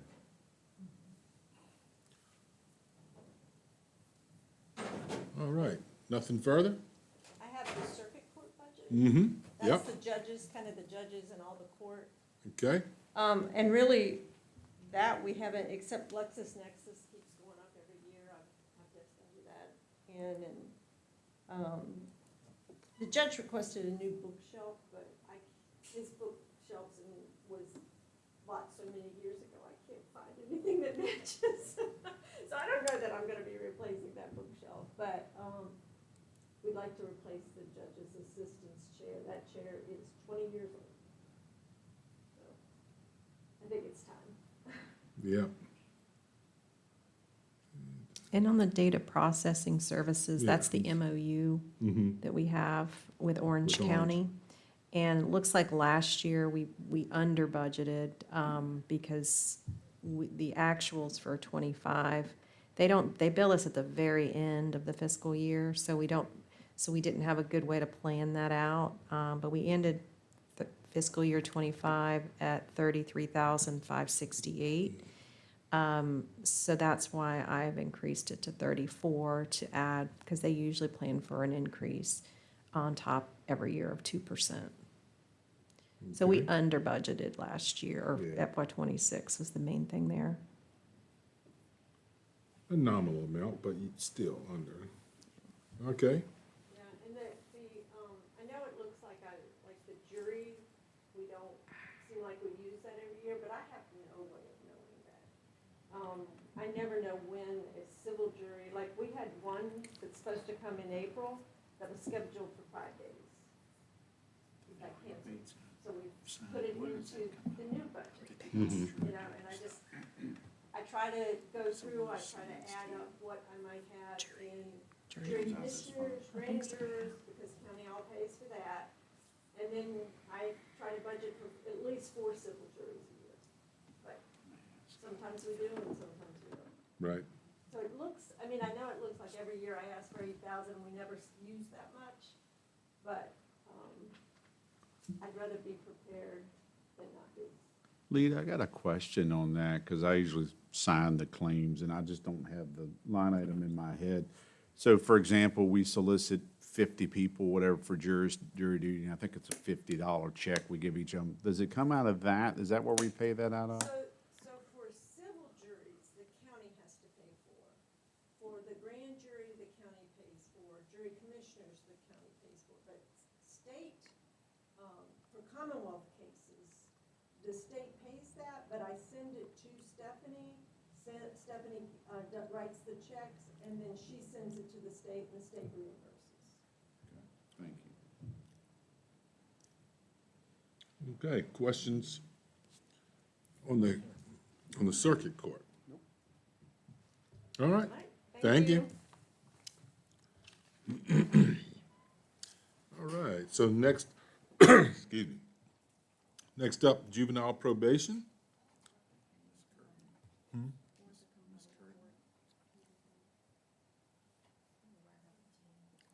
Oh, the combined court? Oh, okay, for the combined court? Yes. Very well. Sorry, Let you off the hook. yeah.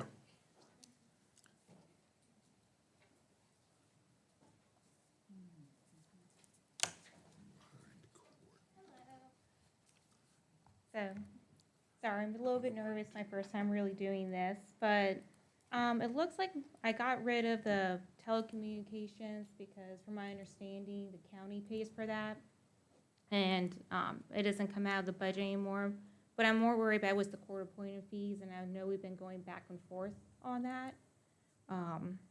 So wasn't able to send it over, but I did bring what the county would pay if the attorneys were asking for the full amount, and did bring some example of the list of allowances that I would submit to the county. The county would have to pay the attorneys, if you want to take a look at that. Sure. So,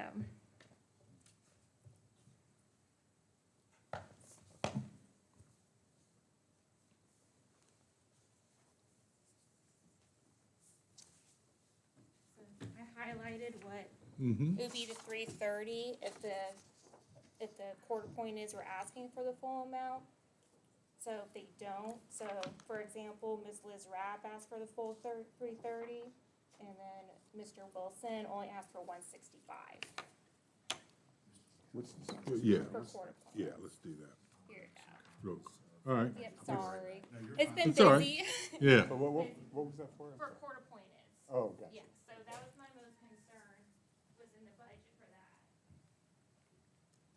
Just in case, the Commonwealth Attorney and I are really trying to work hard where if we see the 26-1 in there, that they'll make the amendment in court where it'll become a Commonwealth case. But I know it gets so busy and hectic sometimes, some things slip through the cracks and it doesn't get changed. and Supreme Court won't pay for it since it'll be under a local code. So that's what, I just want to get us covered just in case, so I'm not pulling from other budgets and losing other things that I need for the clerk's office and for my staff. And then I did lower the office supplies because Supreme Court does 95% pay for everything. I didn't think it was necessary to have 1,700 in there. So Supreme Court won't pay for certain special things like for desks or staples or anything like that, staplers. So, and then I just raised the price for just asking for a little bit more for uniforms and wearing apparel just to cover the judge's robe, if Judge Carter needs a new robe, or the new juvenile domestic court judge. Other than that, I think I lowered a lot of things. I think I'm just more worried about the court-appointed fees and making sure I have enough money just in case something gets slipped through. We have to pay for it. Okay, questions? And I do understand what Stephanie told me. We have $200 or $720 in that fee, or for the court-appointed fee from the county. That's just been sitting for years. So so people, when they pay their court cost, it is going to the county. The fee has just been sitting in there. So we don't really know exactly how these attorneys were getting paid, or if they were even getting paid. No one really ever called and questioned it. So it's been sitting in there for a long time. We'll have to find out where that is, huh? Okay. All right, if there's nothing further, thank you very much. Thank you.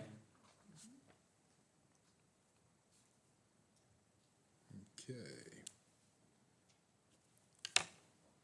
So now we're ready for juvenile probation. I guess we'll.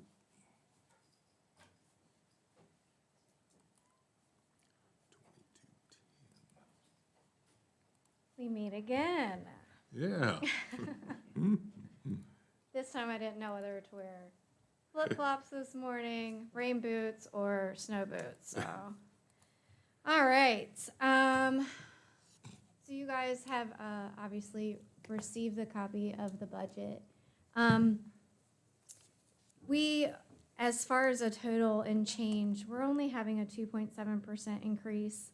Most of that is based on cost of training. We also did receive a new copier lease, and we had to actually initiate that because the old copier they were no longer providing. And so we haven't really had enough time to evaluate whether or not that cost difference is going to occur based on what we had previously been paying. And we've had to, of course, increase our office supply costs just due to inflation. I did, if you go through, if you look directly at postal services, you know, we're not spending that much money on paper anymore. So I went ahead and just said, priced out a current roll right now is $78. So essentially it's going to allow us to at least have that if we need to. But so much is sent electronically anymore, we don't need all that. We also, let's see, increased, like I said, the office supplies. We recently have been purchasing water for the office, and so we wanted to include a difference that we might end up incurring as a result of that with the bottling system. And for seminars and tuitions, I did increase that amount just due to a couple of different things. Most importantly, I provided you guys with a National Night Out. I'm not sure if anyone is familiar with this. Last year, we did it for the very first time. And do you want me to pause? Hold on just a Yeah, second. okay. Sorry, 1 second. Okay. I wanna get those back from you. It's, I don't know if There's she some- intended to pass that out, but I don't wanna pass that out. That's got a social on there. We don't need to do that. Yeah, I'm sorry, You're Megan. fine. okay. You can Quite This all is right. all right. Look, I took a picture of it. That, Uh, that in you your can hand. have. Okay, here you go.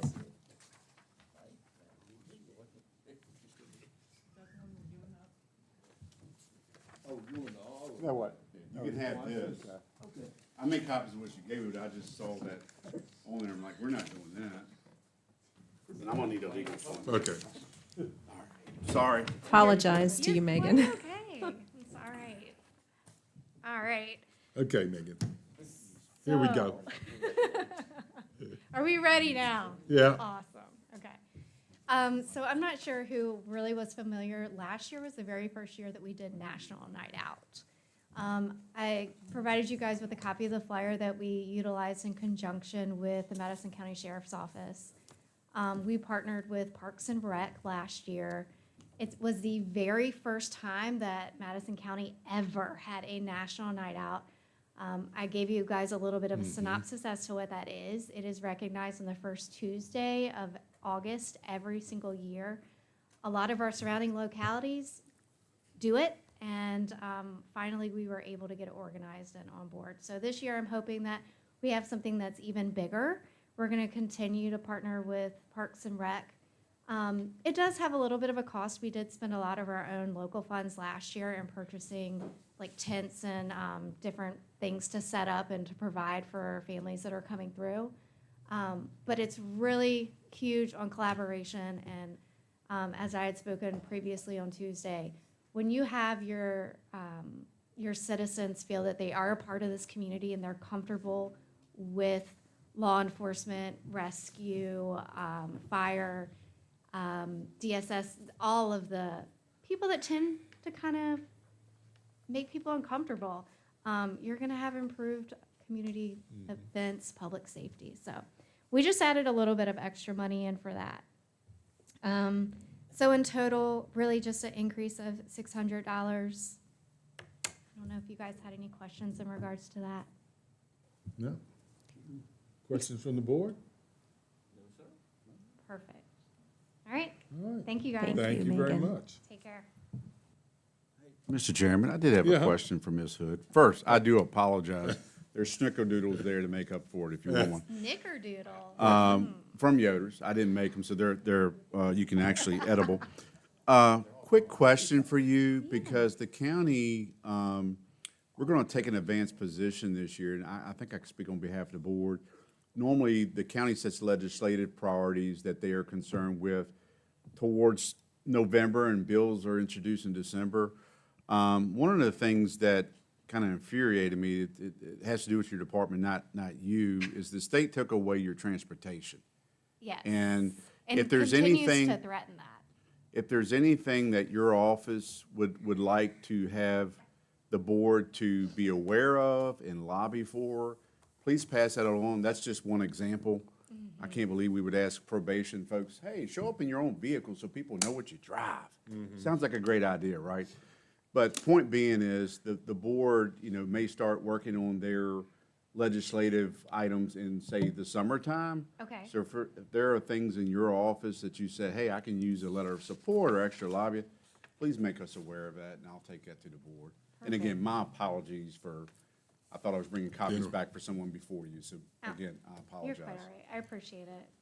Yeah, I think really the difficulty is their threshold in regards to usage. I mean, you're not going to be able to get, 12,000 miles on a vehicle that we're only using, a couple of times, but we're using it to go to detention visits, to home visits, to appointments, meetings. But, we're within the county. So that's what we've run into, and they're actually currently threatening on taking more. We only have 3 that we're able to utilize right now in the entire 16th, which is stretching 9 jurisdictions. So thank you for that. We are utilizing our mileage reimbursement very much. Thank you. Okay, thank you. Thank you all.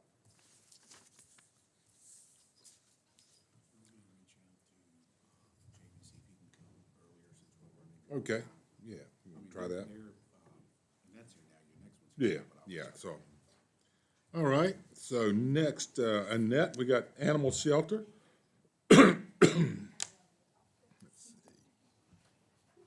And while Ms. Dodson is preparing to speak, you guys should have handouts in hard copy under your agenda of 3 job descriptions for her department. We've printed out 3 different animal shelter manager, the kennel assistant 1, and kennel assistant 2 position job descriptions for you. And I will help assist Ms. Dotson on that at the appropriate time, so. Thank you, I'm gonna need Yeah. it. Good afternoon. I am here to go over the proposed budget for the shelter. Regarding the salaries and wages, you'll notice in the notes column about regrading salaries, Mr. Weekly and Mrs. Warren could answer questions about that. I am asking the board to unfreeze the second part-time position. Here's why I think this decision is important. The shelter has been operating a little over the last year with only 2 employees, 1 full-time and 1 part-time. Even though it has run smoothly and, in my opinion, very successful, it has had its challenges.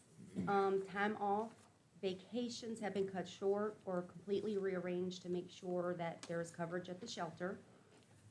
There are days when intake will influx. I'm in the middle of puppy season right now. Kitten season will soon be here. It can get a little overwhelming.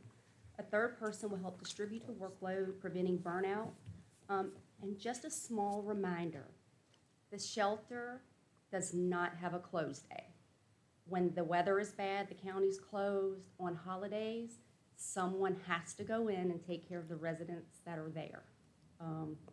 It's never without someone being there. We have to clean, we have to feed, we have to take care of residents. Sometimes we have medications that have to be given. That's just a little thought there. There is only 1 employee on Wednesdays, Thursdays, Fridays, and Sundays. Out of those days, Fridays, we are open to the public, and it is run with just 1 person. In most shelters, they have 3 or more employees to keep things moving. The shelter only has a few increases. Vet services are always the biggest one. We must provide medical care for the animals in the shelter. With everything else, I'm expecting a price increase from our vet. I am waiting for the new updated price list. As soon as I have that, then I'll know better where everything will be. Also, the shelter's vet services line item covers animal controls fees. If they have an animal they pick up after hours, it goes to the emergency vet. If they get a case, the animal shelter budget pays for those fees because it's not budgeted into animal control. Building and maintenance, with this it increased. The shelter takes care of most of its needs, like the dryer, the washer, the power washer, just basic needs that we need, so I don't have to bother Mooney to see if he has it budgeted. So it just covers to make sure the shelter runs smoothly and everything is up and running. Feed and animal care, of course, the price increase. We do have a wonderful community that is great with donations. However, with the price increase, cost of living, it gets a little harder for people to donate like they usually do, which is understandable. There are several line items in the budget that did not increase at all. They stayed the same. I think there was a couple that we combined as one just to kind of get rid of a few things. And that's all I have. I'd like to, if I may, Mr. Chairman, go into the positions, if that's Yeah, appropriate, yeah, sir. that's- All right, and thank you, Annette, because she and Tilly worked on this. I got some feedback from Ms. Warren as well.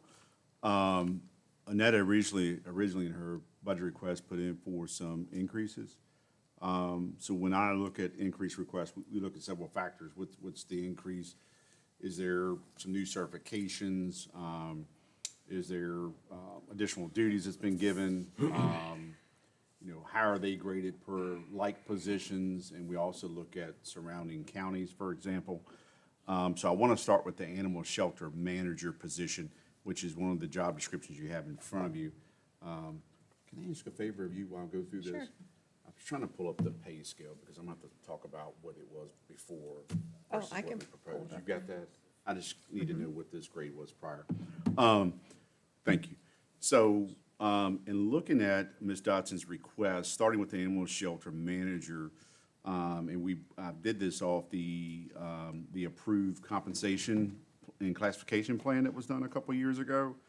And for whatever reason at that time, I don't know why, but the grade for this manager position is lower than the manager positions that we have across the county is animal shelter manager, facilities maintenance manager, and PRA manager. They're like positions, like facilities has state DEQ inspections, Annette has state inspections, and they're working manager positions. I'm not saying directors don't work, but these are working manager positions. So it really helped me put in perspective of, all right, we should probably regrade this position to be fair with like duties, and that's why that request is there. So it's not just Ms. Dotson's request. I fully support that. It would be moving it from a pay grade currently 15 to a 17, which aligns with the PRA manager and facilities maintenance manager grades. And how it works, if the board blesses this, and just in general, if someone's promoted or a grade change, they go to the minimum of that new grade. So that's what's being proposed on an animal shelter manager. I'm gonna go with these in order, and hopefully you can hold questions at the end, or if you wanna ask them in advance, Mr. Yao, just let me know. Okay.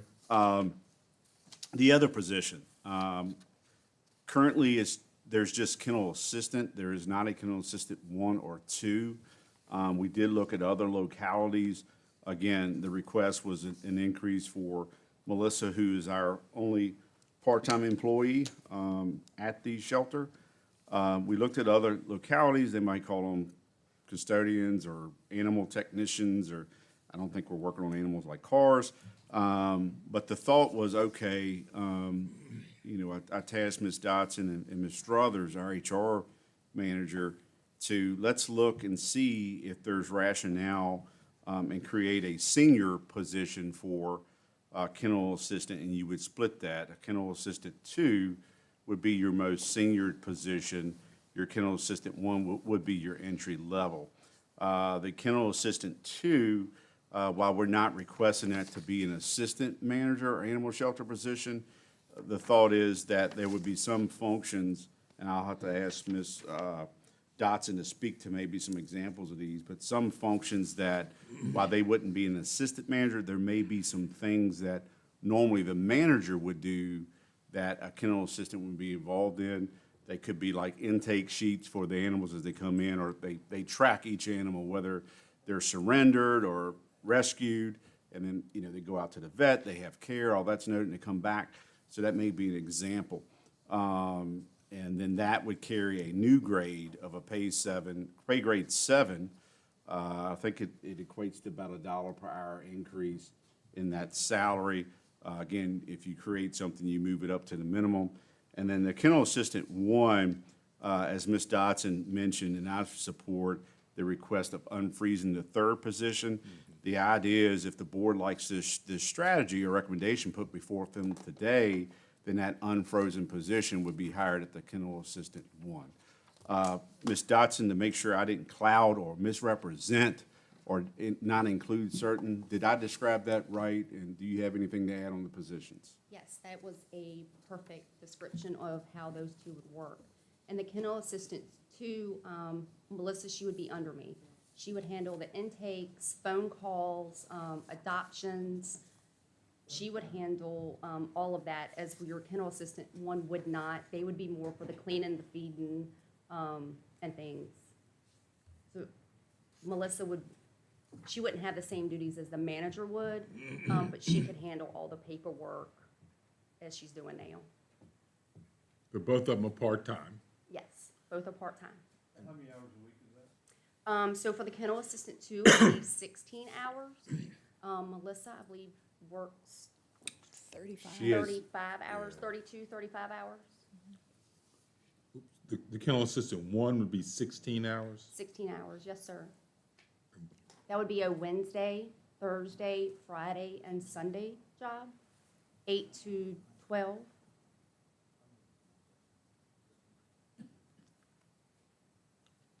So they're 4 hours a day. Yes. That's correct.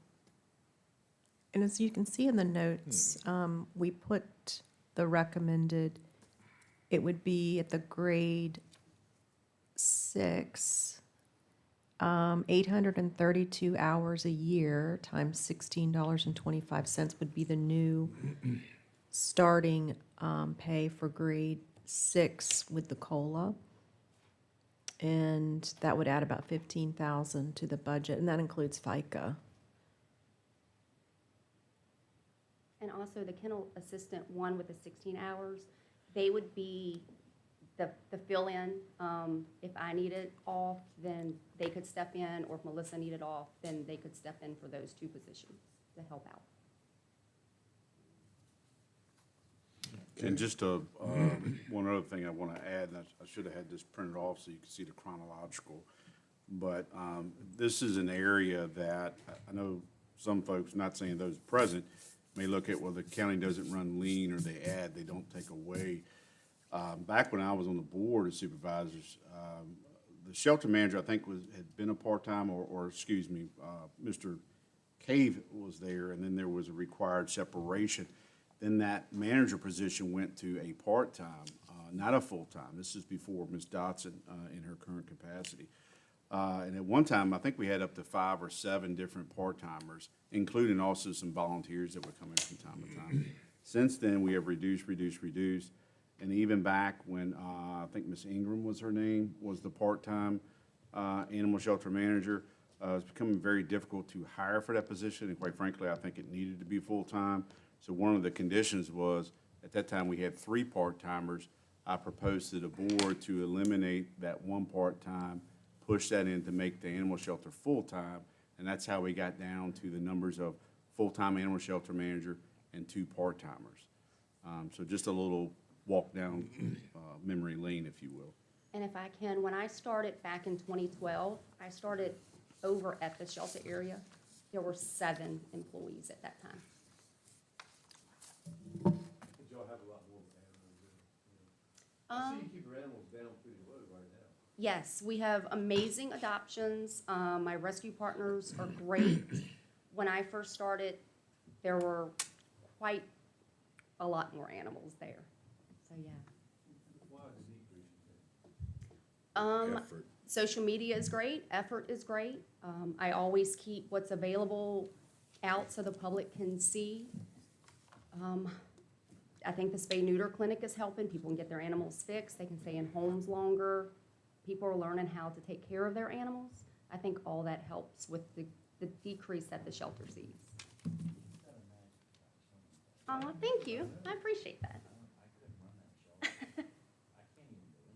Well, and the shelter does not smell like a shelter. I want to give her credit for that. Yeah. Some shelters you go in, it's like, my eyes are watering, you know, it's just, they clean ever, but you never find that. I have had several people come in, and that's the first thing they will say is how clean it is, how well it smells.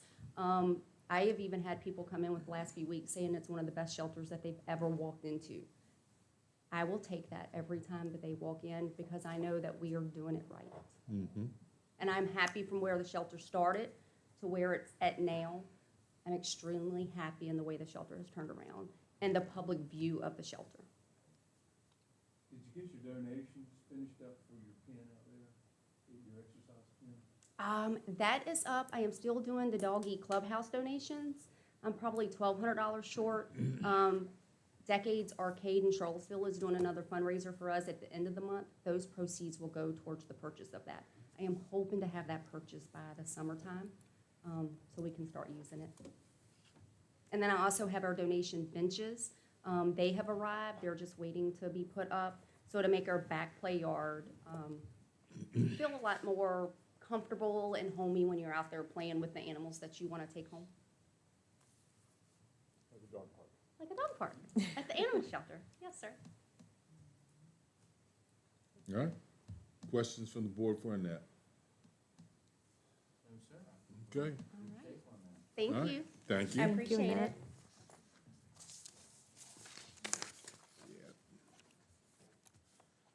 Okay, we will go to building and zoning then. Jamie? You,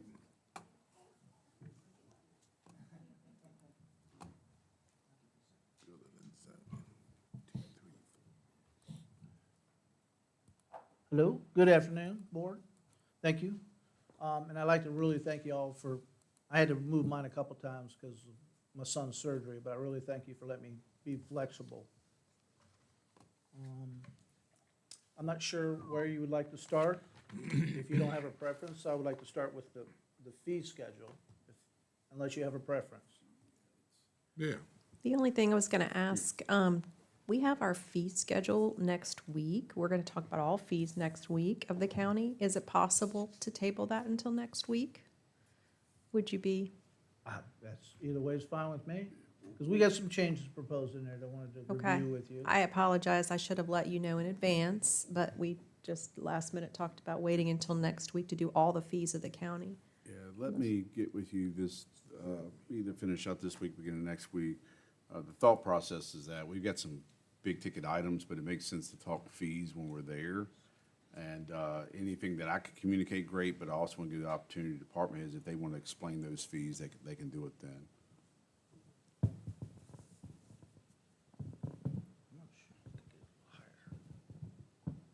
Okay, well then we'll just table that for now, like you said. The building official budget.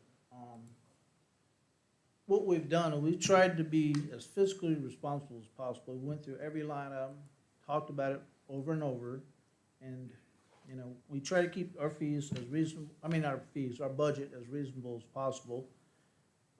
But we live in a world where everything's gotten more expensive. So I believe overall our budget has gone up a little bit. Not a whole lot, but, I mean, I can find no way to go any lower on anything.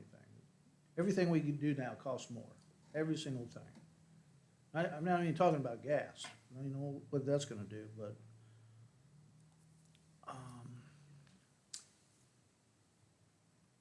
I don't know if there's any specific questions you have on anything. Most of these changes are not huge. Let's see, well, health insurance and all that, I can talk about that. We know that, everybody has that. Yeah. Yeah. Yeah, the workers' comp was one. We just received our workers' comp experience mod factor, and it increased overall. And each position is, I don't know if you want to say coded a specific type, like clerical work, or, but for their department, it equated to about a $1,239 increase based on the increase in that experience mod from 0.73 to 0.87. So that was a change, and all departments will have an increase in workers' comp because of the increase in the experience mod. Are theirs higher because they're out on the road and I think seeing the public? I think in dealing with building materials and contractors and being on site where something could fall on you, I assume, would be Oh, another yeah, reason. We're on sites that are not as safe as they could be. Yeah. That's not uncommon. From the very beginning, from like our E&S administrators, are pretty rough. I might have, not here, so don't get mad. My previous position, I might have destroyed a phone by dropping it. But it happens. We try not to.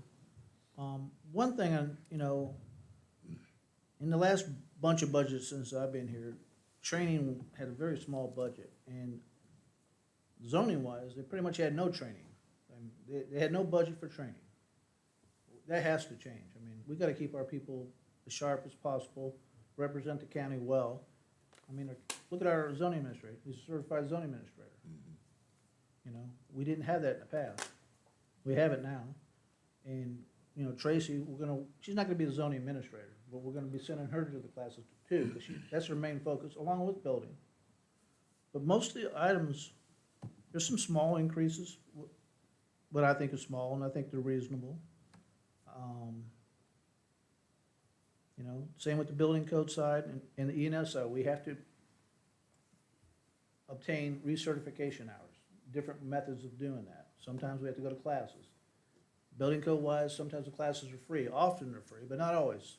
But we have to maintain the certification hours.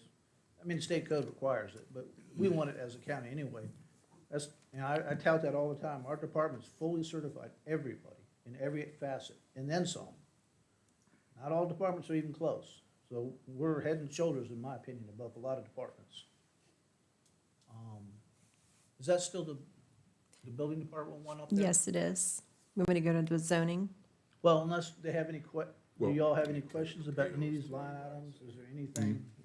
Yeah, the overall change for the building official is only $7,246, a 1.7% change.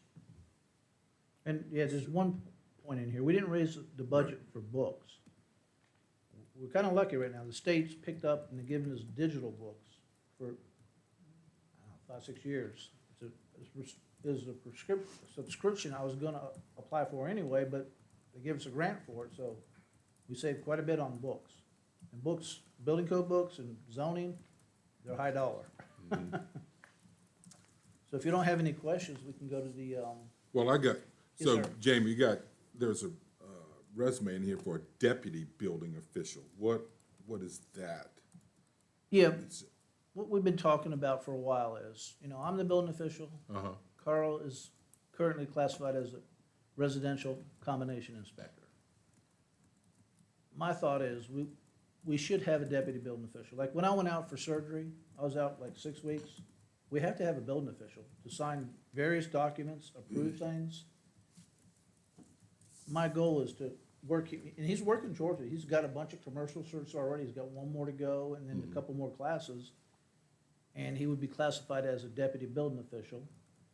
So in my absence, he could sign like certificate of occupancies. Only a building official can technically sign that. And we don't want putting someone in a bad spot, signing something they shouldn't be signing. so that's only you can sign that? Yes. At this point, The okay. building official technically is the only one who can issue permits too, but you get permit techs are authorized under me.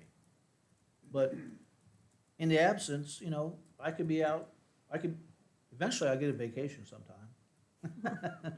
If I'm gone a week or two, there's things that just can't sit and wait, A lot of the building official job is to make interpretations, and that's the only one who can do it. The code says A, B, C, D, E, but everything's not always crystal clear, and people have different opinions, and the building official, one of his biggest jobs is to make official interpretations of the code, what it means. And let's say I'm out for a week or two, for whatever reason.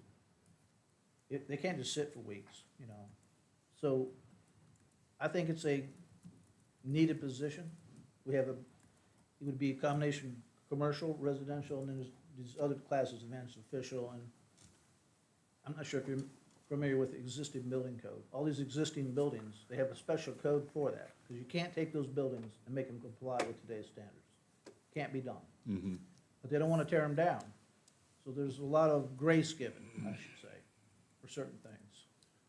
So And what certification have you got that allows you to sign off on a certificate of occupancy that he doesn't have right now? I'm a certified building official. So that's, That gives me authority to do basically everything, yeah, everything. and he's working towards that. Yes.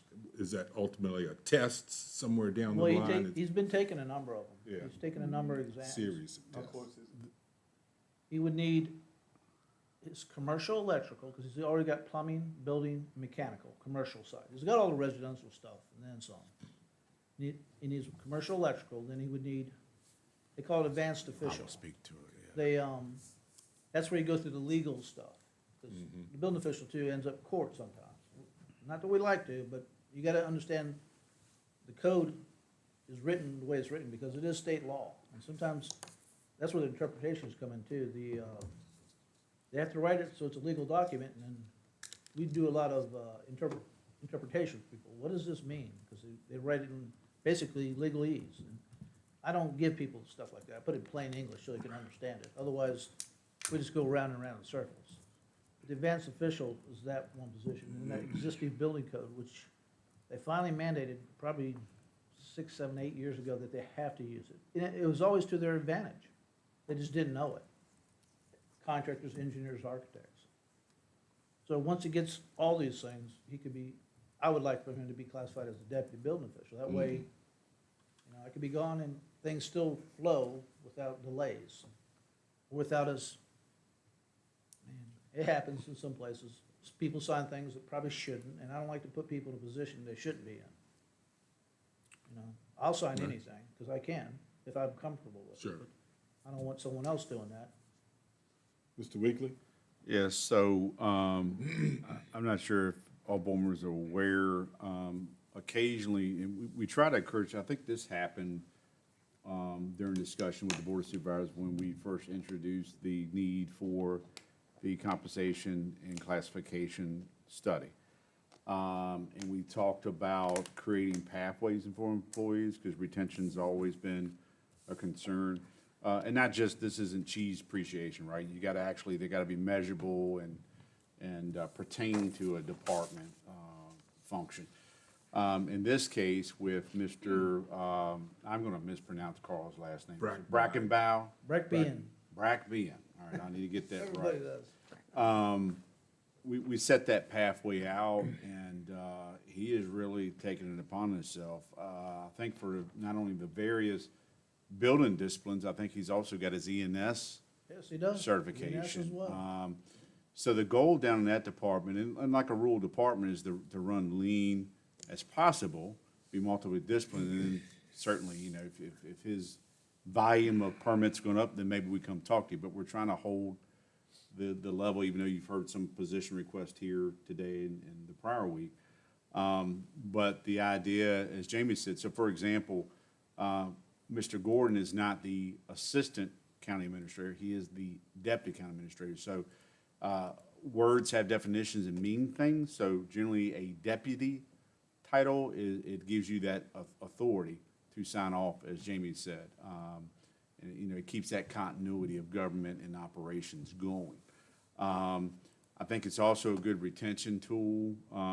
You know, we've invested a lot in this individual as well as others, but I would say, and this isn't to be negative to any employee, Carl's probably, out of all of our team members, he's probably the one that's kind of taken that challenge, if you will, and run with it in a pretty timely order as well. So this is something to consider. I'm not sure if we are a year away, do we know the kind of when he might obtain these last couple of certifications? If it's within, when I say a fiscal year, that runs July 1st through June 30th calendar year. He could obtain it within that time period easily. So, you know, there's a couple ways to do that. You can, you know, put that in your memory bank. You heard it here today, if you agree with their approach or not, and then we can take appropriate steps to bring back to you if they reach those milestones that's already in. We've got a, it's not called an acceptance letter, it's a, Kind of like an agreement letter. yeah, it's kind of like a performance base, and then we invest, or you have to retain here for a period of time.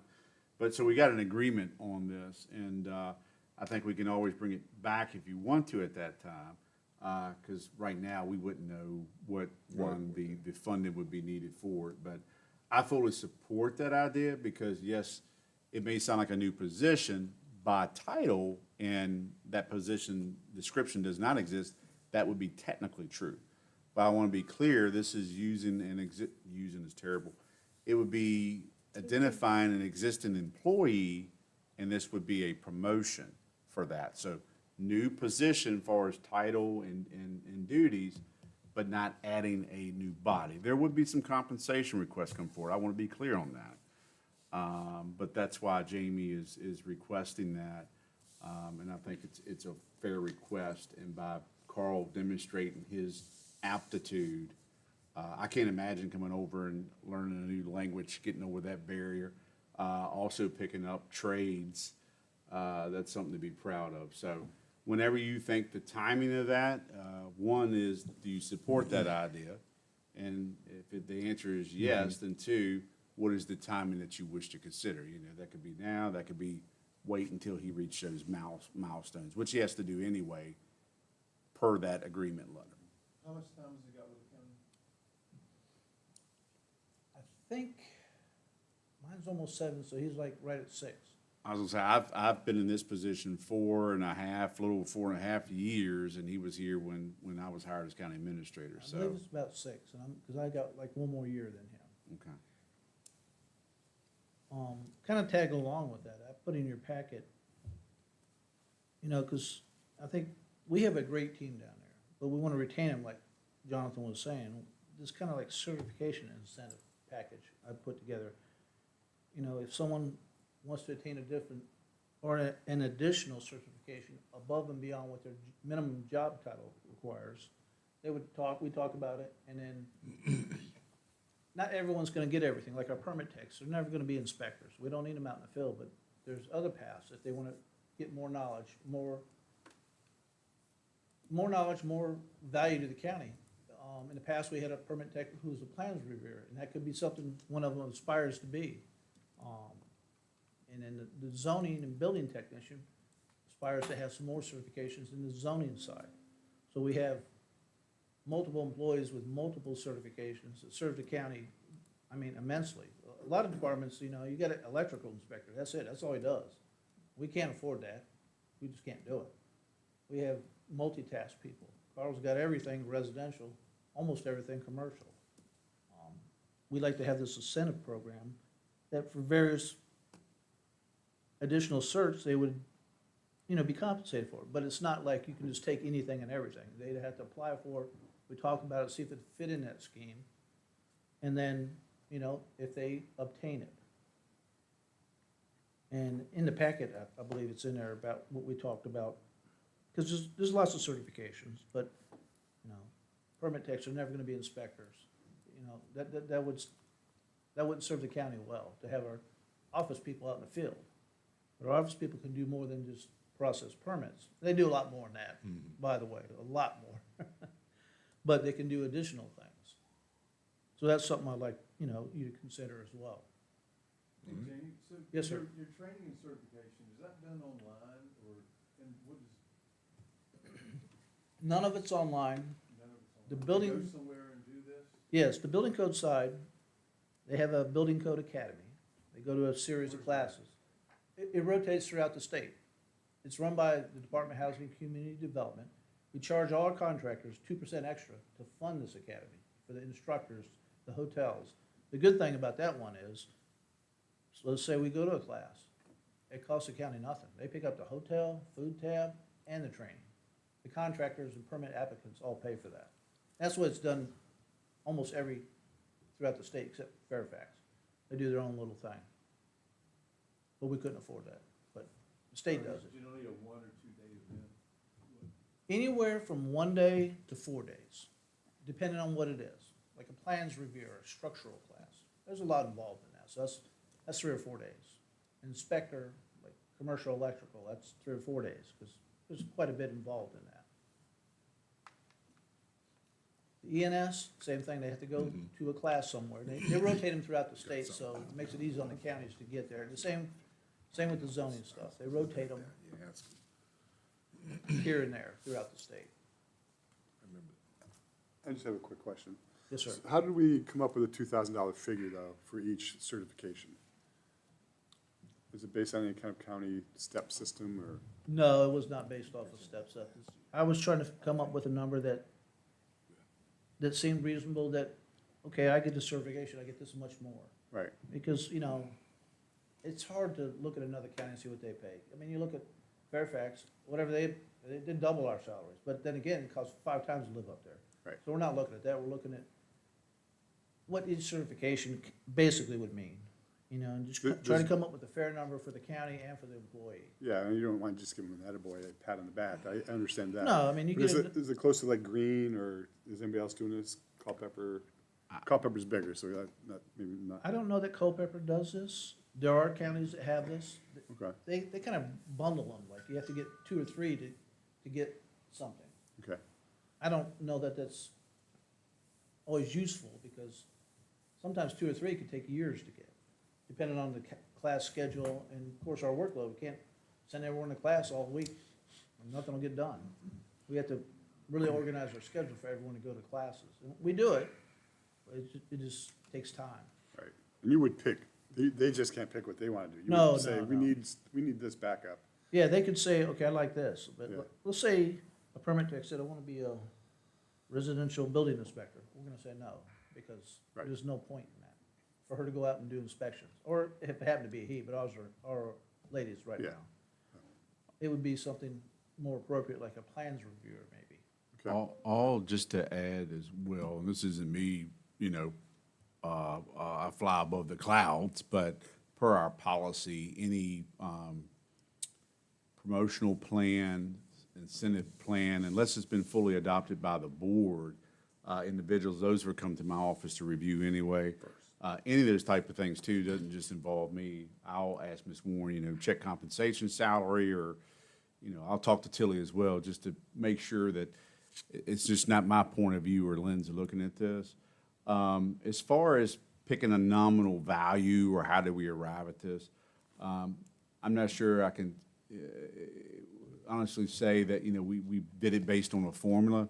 I like to think that while other jurisdictions may not have these incentive plans, they may try to, again, you may have, like, say, an Inspector 1 or Inspector 2, and they have certain certifications per that. This would allow you a couple of things. One, try not to have to hire new people, let them be multidisciplined. Give them some incentive to do that and some pay so it moves them within their current salary grade. Because I can't think of the last time, I think I asked our HR manager this the other day, because I think she's been here 18 years. It's generally COLA or nothing or health insurance. There's been a common approach to that. But far as merit or performance-based increases, I can't think of the last time the county did that. So it's trying to give some incentive. One, we have a retention policy, so we don't lose them, like train them and then they can leave tomorrow. I understand. But it's trying to move them within that salary grade to where they can do more for our department. We're not having to pay a new position or the health insurance or all that or another vehicle for this individual. So if there's a different approach or a measured approach, we're happy to hear it. I do believe incentivizing if someone goes out and earns it. Oh, yeah, so, and this, it makes sense, I just wanna know how you get to figure and what it means for the county as far as the grading and, the grades and all that. Right. So I'm just curious. Yeah, because I think, if you picked a lower number, like $500, I don't know if that's, Yeah, I know. yeah, That would be that'd be low. in an my insult, opinion. basically. Someone that trained, and I know the sheriff's office and EMS has a big problem. They train them and they're gone. We're trying to avoid that. We don't wanna lose them. We have such a good team right now. Work well together, work well with the public. We don't want to go anywhere near that. And I'm not faulting them, I just know they have that problem. Yeah. I'm trying to avoid that. How many personnel have you got that would actually qualify to be an inspector? And not, I don't mean qualify, but, That could do it? yeah, well, or that you would, Well, we have our combo inspector, Carl. Joe, he's our ENS guy. He also has residential building, but he's thinking about taking some more residential certifications. That way he can do more for that, so he has residential buildings, so he can do footings, foundation, deck framing, but he can't do plumbing inspection, electrical. He's not certified, and I'm not gonna put him in a position, or the county in a position, that we're having guys sign off on stuff that they're not certified for. We can't do it. All of us can't do it. But he could do that. Inspector-wise, not our zoning administrator. No, he's got enough to do. And it's probably just those two right now. I thought there was only two, but I didn't know if I was missing something. No, So you no. wouldn't be talking about. you Oh, got it's not a 5 lot of people, that no. can Start getting in $2,000 increments. No, we have You only got, 6 people in the department, counting myself. And I don't need any certs or anything, I have everything. The CBO gives you everything. There's 3 that's allowed to inspect at certain capacities. Jamie can cover all of it, including flood management. You are our flood person. And then Carl is multidisciplinary in commercial and residential, and ENS. And then Joe is ENS in a portion of residential, as he explained. There are certain parts he can't. It'd be great to get him more on the residential side, because where are you going to do your ENS? To a residence. So while you're checking on that, usually a building's going on to do that. So to answer your question, there's 3 inspectors, but there are different levels of abilities based on those certifications. Well, I certainly agree with the concept of something like this, but, so I think it'd be good to have admin and HR work out what that would be and then bring it back to the board at some point to to decide how this would be implemented, because there's certainly value there, no question about that. But whether it gets incorporated into job descriptions or something outside of job description and stuff, let staff. We'll bring it back, sir. What Yeah, I'm okay. hearing is bring back a fully vetted plan. Yeah. Yeah, it would be like a certification policy. It's a little different. I know we talked a lot about Carl. That could That be overall. incentivized agreement's already been made, but an overall policy. be I know PRA was looking at something like countywide. that, similar as well. So there may be other departments, but for right now, we'll bring back building and, I guess building and zoning, for your consideration of a certification plan. All right. All right, Jamie, thank you for that. Okay. Anything further from the board on building? Nope. Then we go to, what we got? We've Zoning, got planning. planning, no, you're doing the planning commission too, I guess, right? Yeah, everything's incorporated in Everything there. else, okay. Planning, zoning, planning commission, all that. Oh, yeah, there you go. Yep, and some of the numbers, you're gonna see some increases, because, I'm not gonna say I did it, Alan did a detailed analysis of what it costs the county to run these planning commissions, run a BZA, it costs some money. And you gotta pay the planning commissions, you gotta advertise multiple times. And in the past, the fees were pretty low. Now, speaking of like, Board of Zoning Appeals, we have to schedule one every month. Now, we don't always hold them, but if one comes up, we gotta advertise a couple times, we gotta pay the BZA, preparing packets, so it costs some money. The same with the planning commission, for every single planning commission meeting. It's time and money, and it was really never captured in the budget. So we try to capture it accurately. I say we, as Alan did the work, but I'm just presenting it. So there's some numbers that went up, but they're more realistic, so you can actually have an accurate count of what we're gonna end up spending on these things, I don't think they weren't even hardly shown before in the past. And some of them, like last budget, some of it was my fault, because I didn't capture it accurately last budget cycle. Before that, I wasn't presenting them, but I'm not blaming anyone, it wasn't. But this one is way more accurate, shows you what it costs. And I have a breakdown in your packet of all the fees associated with these meetings that are run. And so overall, the budget change, it still wasn't anything outrageous. What is it? A little over $7,000, it equates to about 3%. Now, what was never in there before, there was zero training for zoning. They would pull it from the building side and say, well, we don't wanna do that, we wanna keep them accurate. Building budget, zoning budget, training. And they have some required training that Alan has to take, and we would like Stacy to take some of the training too. Because she focuses a lot on this, she's at your planning commission meetings all the time. If you have any questions about anything here, I believe in the packet was the actual breakdown, how these numbers came about. And Just before the money came out of your budget from, they were kind of mixed, and Okay. I didn't like, it's not fair to the department, it's not fair to you guys either, that budgets are meshing into each other. You need to keep them clear and separate. This is the zoning side, this is the building side, this is what the costs are nowadays. Is committee clerical, is that the secretary? Because I know she gets, secretary gets paid a little bit more. Is that what that clerical? Under- I have a note that says this is an appointed clerk for planning commission meetings. Oh, okay, yes. Yeah, that's the, We caught that prior to the existing clerk. There was a prior clerk, and I think there were some different arrangements we needed to standardize, because you can't get clerk pay and then your hourly rate, it's gotta be one or the other. So that was clarified probably 2 years ago. yeah.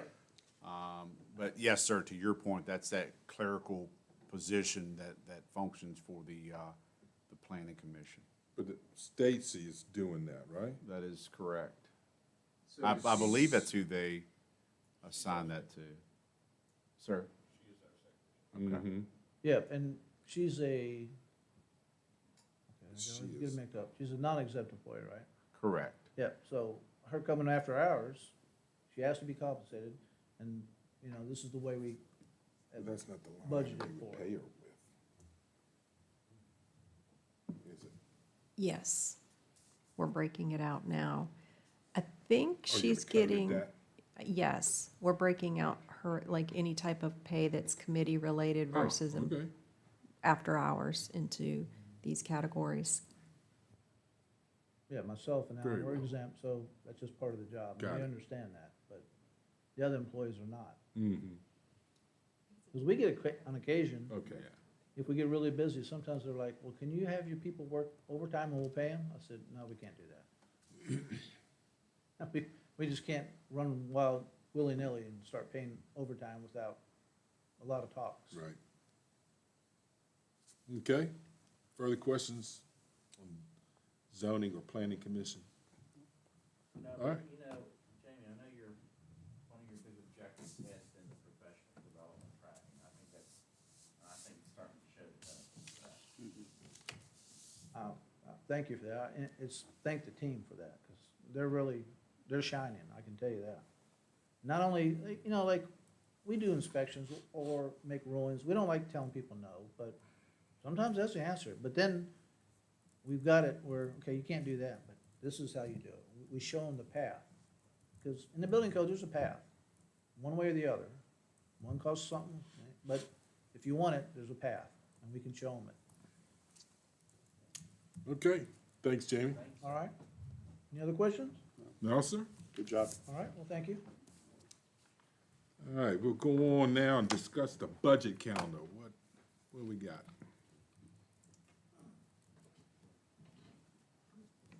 I'm gonna pull it up, give me one Yeah. second. Let's see where.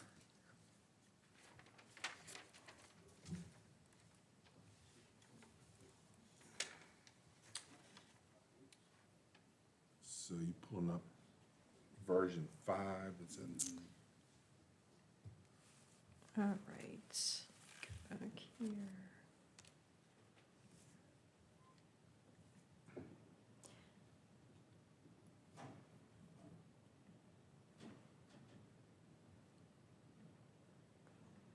Okay.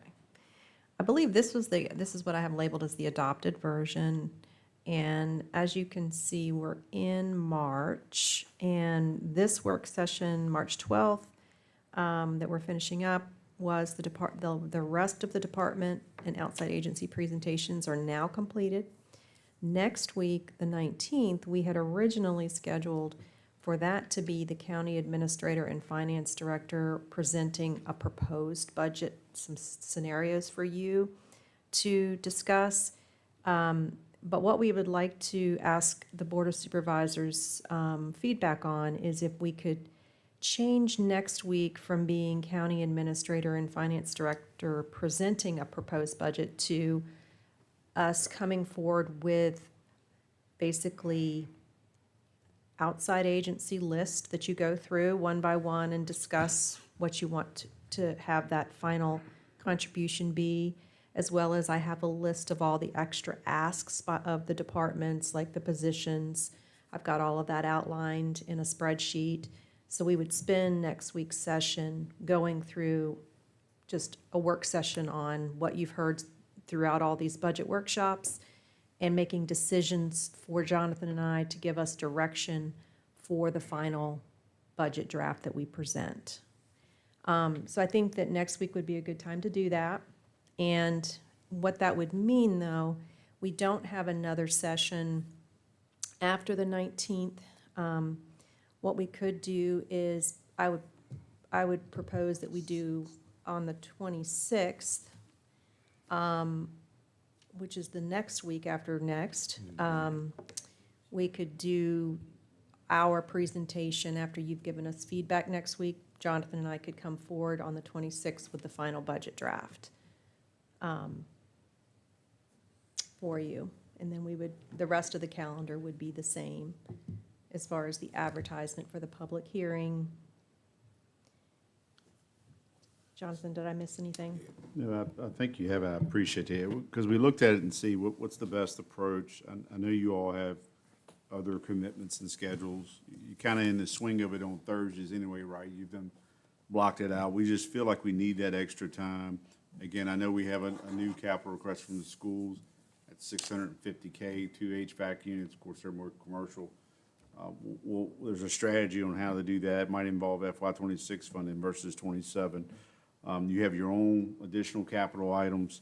A lot of the stuff Jennifer has said, but really, you know, some people take the approach that, hey, that's what we pay you to, bring us a budget. That hasn't been the spirit of Madison.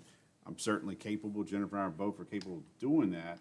But it made me think some on the positions. I've watched you all, whether it's mannerisms or head nods or feedback when some of these positions are mentioned. So it's not about, I mean, you've certainly heard me speak in favor of some or whatever, but it's your decision on those. So it would help us as we go through to identify. Now, certainly you can say, well, what do you think? Well, we're going to tell you what we think. But it's ultimately your decision. That's going to affect a lot of things that you can do. I know the school on their side of the house, I need to make sure that, I didn't check the email threads. I need to make sure their adopted budget from the 9th has made its way to all of you. I know, I think it went to the chairman. I need to make sure it goes to all of you. They have some initial strategy and things they want to do. They are proposing a 4% increase in salary. 3 goes to everyone, including administrators, and an additional 1% for non-administration positions. And they are also proposing to absorb all 16.7% insurance. Now, we don't control how they present things. You all asked us for scenarios. Jennifer has done a very good job putting that together.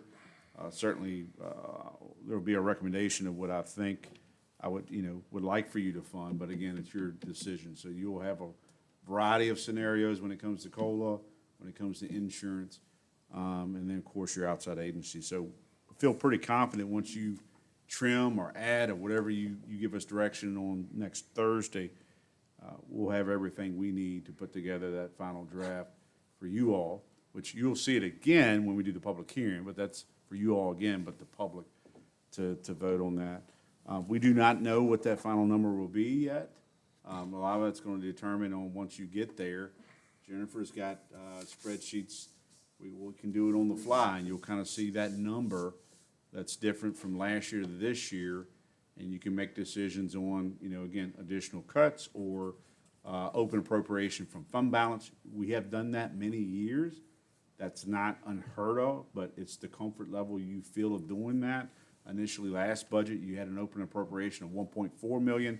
That later got amended to 1.6 because there might have been some school money came in from the state or something like that, or required a match, something to that effect. So you had about a 1.6. We dropped, 1.4 back to fund balance. So there's different things you can look at and decide, hey, no tax increase, or maybe some here. We'll have the fee schedule too. The fee increases, I can assure you, is not going to, it's not going to bring you revenue that's going to close the gap. We're trying at least not to lose money. I gave the tire disposal fee as an example. But certainly we need you all at next Thursday to give us that feedback to trim it down. So I think what you're hearing is add March 26th. Jennifer already kind of have some of the stuff pre-filled. It's just putting in numbers so we can meet that advertisement. I think we would still try to get it out. So we would start that advertisement, at least run the week of the 30th. It would run again, and then you'll have your, I think we have a public hearing here on the 7th is what we're proposing. We certainly can move that to the 14th if you want and adopt on the 28th. I do recommend adopting your budget separately from the same night as your public hearing for the budget. I would not say you need to do that, separate that. So if you like the budget, do you want to have your public hearing on April the 7th still, or move it to April 14th? Certainly you can move it to the 14th. It gives more time for advertising, but then the adoption would need to move to the 28th. 28, yeah. I've got a couple questions. Mm-hmm. First of all, what about our health insurance study or evaluation? I know that's gonna be a big factor. She'll have that as part of the Yeah. 19th. Yeah, so if you see on the screen, I've already put together, I've prepped a model that we'll go through All of these line items are either requests made from departments that add additional money to their budgets. There's capital requests in here that you can say yes or no to. There's health insurance increases, whether you fund 100%, 50%, 25%. Whether you, as you can see in the notes, these are all the questions I'm going to ask you to answer next week. And as you answer them and I put yes or no, it's going to change our opening balance appropriation figure on this tab. It's all set up to do that. And then also, this is your outside agency list. As you give me the approved amounts next week, I'll change them right here, and that's gonna change the opening balance appropriation. So I figured next week would be a good time to go through this exercise of asking these questions and going through outside agencies. So we'll be able to manage and look and see what we can possibly afford as we go down each one of those. Yes. I know, because I have the opening balance appropriation amount as of right this minute, what it is. And as you're making those yes or nos, it will add or subtract. So we can So go we're- back and forth. Say, for example, Yeah. you know, you didn't like one position and it took too much away and we wanted another one, or we would rather reverse it or something. That's And correct. Does everybody fully, and I mean this seriously Yeah. with all due respect, does everybody understand when we say open appropriation, where that money would come from? General fund, Unassigned fund balance.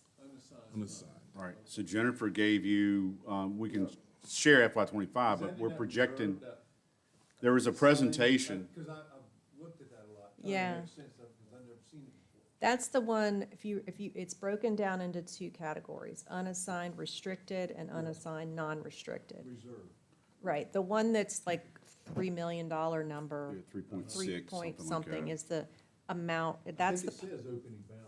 that's the pot of money you can use towards an opening balance appropriation to balance the budget. Last week in your packet was a PowerPoint presentation Ms. Warren put together. I forget what page number on there, but it has that. I think not only did she show FY '25, at that time it was like 4 million something, but she had a projection on where we would end FY '26, which I believe is about 3.6 million, Yeah. somewhere close to 3.7, yes, sir. So I didn't want to take for granted that when we say open appropriation, everybody knew what that meant. I wanted to make sure, so you're informed when you're making a decision on balancing the budget, those sources of funds where they're coming from. Excuse me, that 3.7, if that's what it is, that's kind of what I remember. 2.5 of that is out of outside services. Is that the way I'm reading that as well? No, outside services is already factored into our budget, correct, yes. So really, just to give you, a quick idea, if you're at $1.7 million now of an opening balance appropriation in this model before answering questions, that could go, it's gonna go up above 1.7 as you answer questions, yes, and it's gonna go down when you answer questions, no. Like if you reduce an outside agency's request down, that's gonna take money out, because their requests are in there as they ask for them. But is this spreadsheet right now all in for everybody's request for part-time to full-time and all that stuff? It's not, okay, Just outside services, Just outside, okay. as it was suggested. yes. So like right now, everything is no. No on the capital requests, Sounds no. like Bill Campbell. I didn't want to, put God bless yeses. him. I just figured I'll start out with all the no's, let you see what it is before all these requests with all the outside agencies as they requested their full amounts. Right, And then, but there's some savings, and then you're gonna see at the bottom, there's gonna be discussions on real estate tax increase, personal property tax increase, lodging tax increase. And if you say yes to Yeah. a 10-cent increase, it's gonna add, yeah, It is. 175,000. so it would be a good, We don't have this anywhere yet, do we? I'm sorry? We No, don't have this reviewed beforehand, do we? No, but I'm happy to upload it, into the file tomorrow. That'd be nice. Yeah. Please. Yeah, and I even have a version that I have done already. I saved off my own version with my own yeses and nos, and I got to my number so that I can compare. Are we looking? I don't want to be You keep- biased. yeah. Yeah, well, certainly don't post anything into OneDrive that any of us can go in and make a change to. And You want it as a PDF? no, I want it as Excel, but I don't want to What's it? go on OneDrive. I do something that Yeah, we don't want changes you to your- change. I tell you what I'll do is I'll restrict things that I don't want you to accidentally mess up. And I will let you do I'll let you I answer take- the yeses and nos. Oh, yeah, just, okay, PDF the Yeah. questions that you're gonna have. You can always give them one. Protect the cells. Rename the file, whatever it is, .bos, and Yeah. maybe load that, that way your original is Yep. Give us a column to untampered. Put our opinion in there, we can just pencil it in on Yeah. our own, we can copy it off or something. Yeah, That's what I would want to do. that's a good idea. Comment, Uh-huh, guys, just to think about, because it's just finally hit me, yeah, because I'm slow. yeah, The health insurance. yeah. I find it an aggravation that we have to follow what the school's doing, which I think a lot of their budgeting is irresponsible. So if, I don't want them to force us into large health insurance premium increases, or our share of that, the county share of that, because they're funding all of it. You see where I'm coming from on that? And that may not be valid, it may be, but that's just kind of what I've been thinking about. We need to be careful that, you know, the tail's not wagging the dog here. The only thing I want to ask on that, because it's going to help me when we get to administrative recommendations, if you will. Let me throw out a scenario. We'll use the existing scenario. They've sent you their approved budget. Doesn't mean it's full, because you all have the say on what you're going to appropriate to send that way, final number. They do 100% absorption of the 16.7, which I don't know what that number is yet. I'd like to get that number from them. We put up, Jennifer's got scenarios, I think at 100%, 75%, 50-50 split. Are we saying that, hey, you all make your own independent decision, not based upon them picking up 100% of their premiums? Yeah, Okay, that's where I'm that's, coming that's from. what he's saying, but, Because it looks to me like the school says we're gonna do it, so without the county, we just have to do it. No, we don't have to do it. Yeah, you don't, I respectfully understand and appreciate that you don't have to, you can set your levels, whatever. I'm just gonna say it like I think I've shared with the chairman, I'll say it to Yeah. all five. You've heard not only first response agencies talk about retention and things of that nature. I'm not asking you to do that additional 1% like they're doing on the 3% plus the 1. It's just really focused, hopefully, where we're not shrinking the take-home pay that comes through the paycheck. Where other localities, I think Jennifer had it broke down before, and we're Madison, I get that, but we also have competition next door, where they may be given merits, we're not asking for that. They may be able, or proposing like 2% COLA, but up to 3% merit you can earn based on your evaluation. So it'd be nice if there was parity where I understand the wagon, the tail and all that, maybe if it was viewed the same way as we're looking at this. So if you made a 50-50 decision, maybe they would make a 50-50 decision. Because it is a competitive market out there. And I'm not arguing that point. I want us to do what's good for our employees. Right. But when I see how their budget is being constructed, and I don't agree with it, it's putting undue pressure or expectations on what we need to do. Right. They're getting extra money from the state this year, so they're on a spending spree. And as I've said, I guarantee you, they're gonna come back in a year or so. We need $1 million, we need $2 million, the state cut us, or this, or that, or the other. And, you know, I sat through that budget meeting Monday night, and I tell you, I know my temperature was 104 degrees. Especially with the comments from a few of those board members that we don't support the school system. So, yeah. you know, they've got some work to do over there, some serious work to do. And I just want us to kind of take the lead on this, like, or in health insurance, maybe coming up with a way to reduce our costs with keeping the services at or even a better level. So that's where I'm at with all this. I don't wanna say I don't wanna shortchange our employees, I do not wanna do that. But I hate mismanagement. Yes, sir. Yeah, I think that, yeah, I agree. I think that us coming up with a different distribution of that throughout, as, you know, remember, she gave us a spreadsheet, said, okay, if you change the percentage from 61 and 73 and 82 to this and that and the other, that is where I think we need to look at, because the fact that we are Madison County and the employees, you know, so many of the school employees are good friends of the county employees, and all this stuff puts us in a position where if we don't, you know, if we don't pick it up, it's just gonna be not a good reflection. But yeah, I've always said, I mean, that Skyline Cap, what we do up there, we go through and we say, this is what we can afford. And then we go, so therefore, we can afford this, then you, our employee, are gonna have to pitch in that. But we go through, like this year, we went from Anthem to Aetna, which gave us the ability to do that and not have to saddle them with too much, but they did pick up some extra.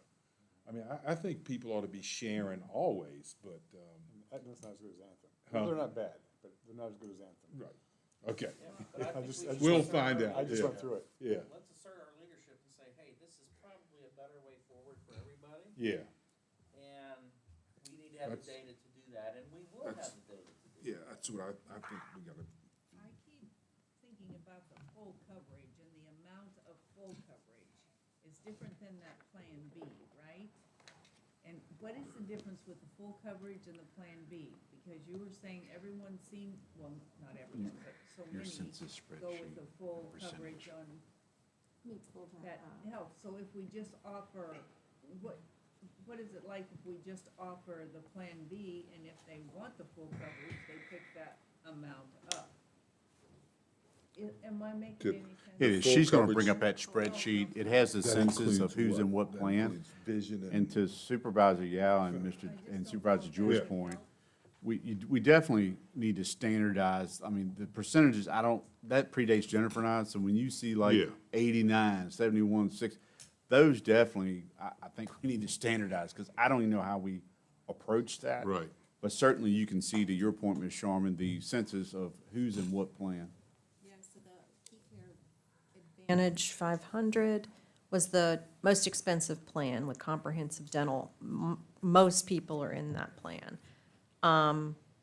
So, I mean, we could get rid of, Yeah. I thought about this, but I did an analysis and it doesn't make sense. So if we were to do away with the 500 plan and everybody could only pick from the 1,000 deductible plan or the high deductible, it really isn't saving hardly any money. The amount of difference between the plan costs isn't enough to justify getting rid of that plan, in my opinion, and it's hurting the employee by $500 more deductible a year. So it's really not a big change if you look from the premiums going from, a single goes from $1,049 on the most expensive plan, and then it's $1,002 on the next tier. But but some of that, I see that part, but it also went from 89% to 93%, so. Yeah, if that's what, that that's. changed to 89% down there. So this is, it if still we, didn't- if we use the current model of how we're doing, and not use a more tiered approach, like these yellow, that's what we would be paying 93% of the, on that one, and 100%. So it was on a the high nominal change. Yeah, over here shows you the amount that they would go up as employees. This is what the extra amount they would pay out of their checks, using the 87, this yellow. That's per pay period. This is per check, yes. Which is twice a month. So, yeah, so a family would go up, essentially $244 a month. And do we have a lot? Yeah, we do have quite a lot of families on this one. So, Oh, that's keeping the same percent, 68 and 68, huh? yeah. And you can see the increased percentages over here for the employee.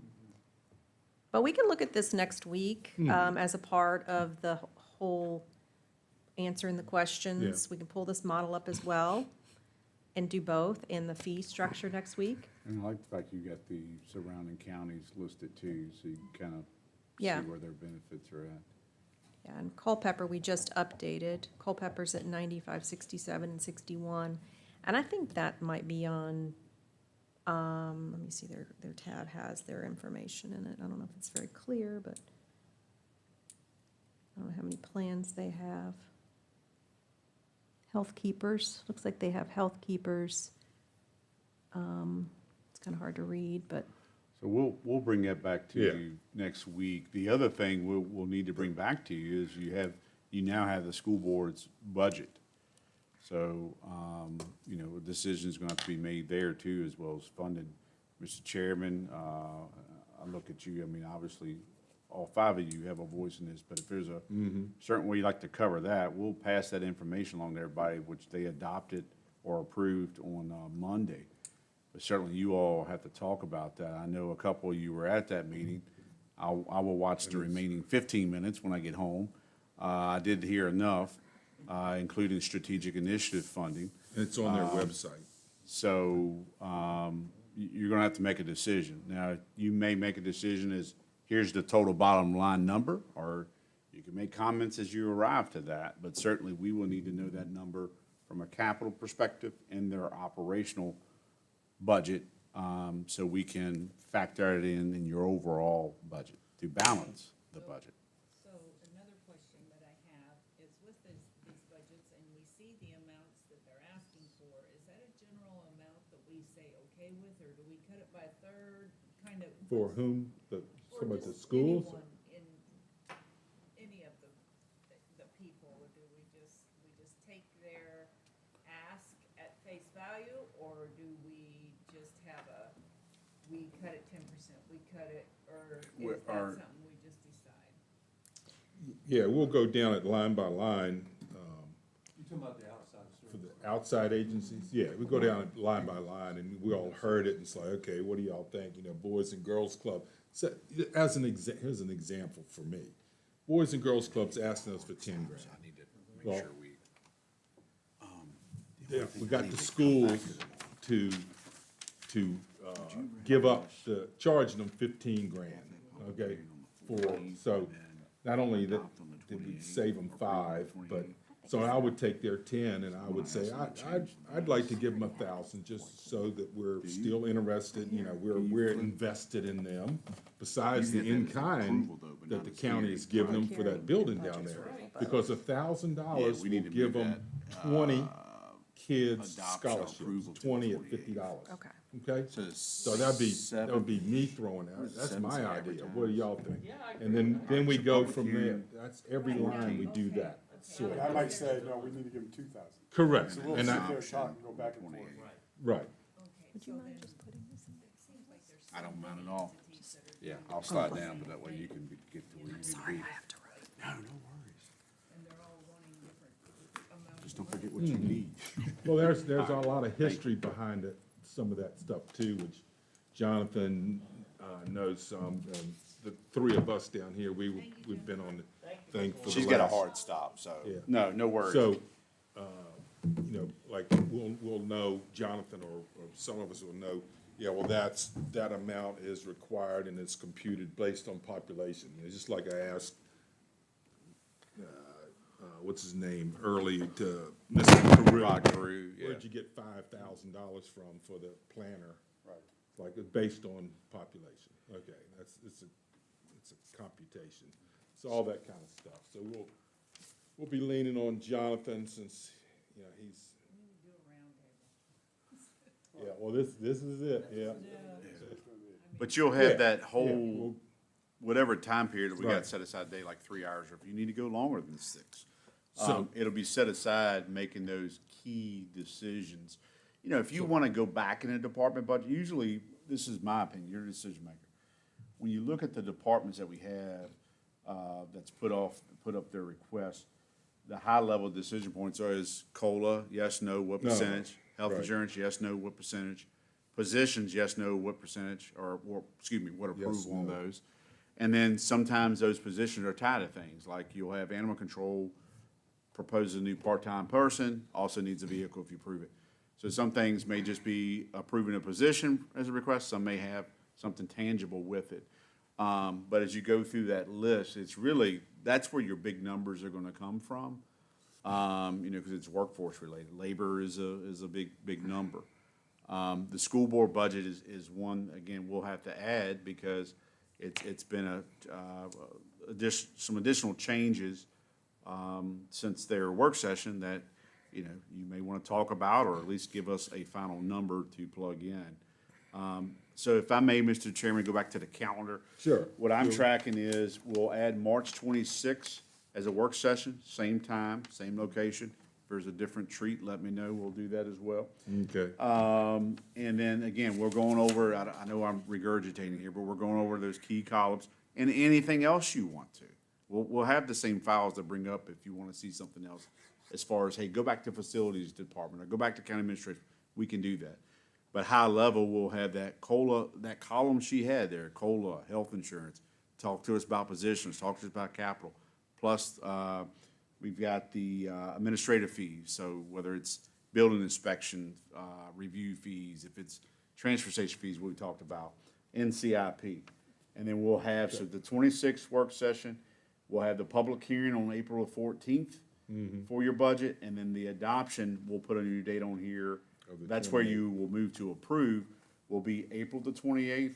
And then we still have your appropriation of all those things. That'll be your operating budget and your capital budget will occur on May 26th. That last item I just mentioned is required to do sometime before July 1st, because July 1st is when the new fiscal year would begin. You have to have the money appropriated by. Yep. May 26th, at your regular board meeting, is when you would have resolutions to appropriate the operating and capital budgets. Yeah.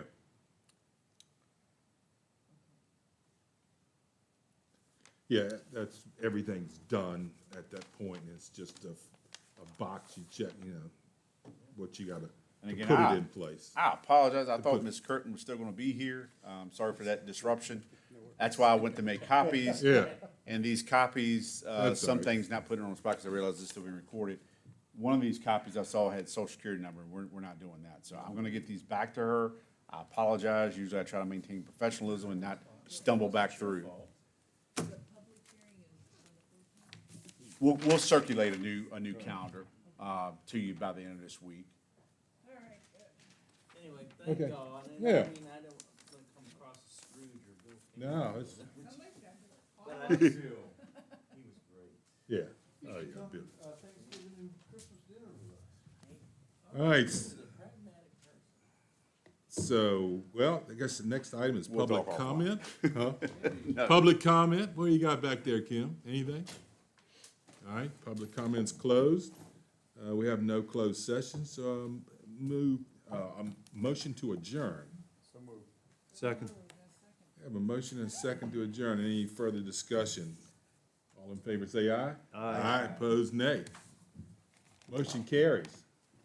Thank you, sir. That was fun. Always, isn't it?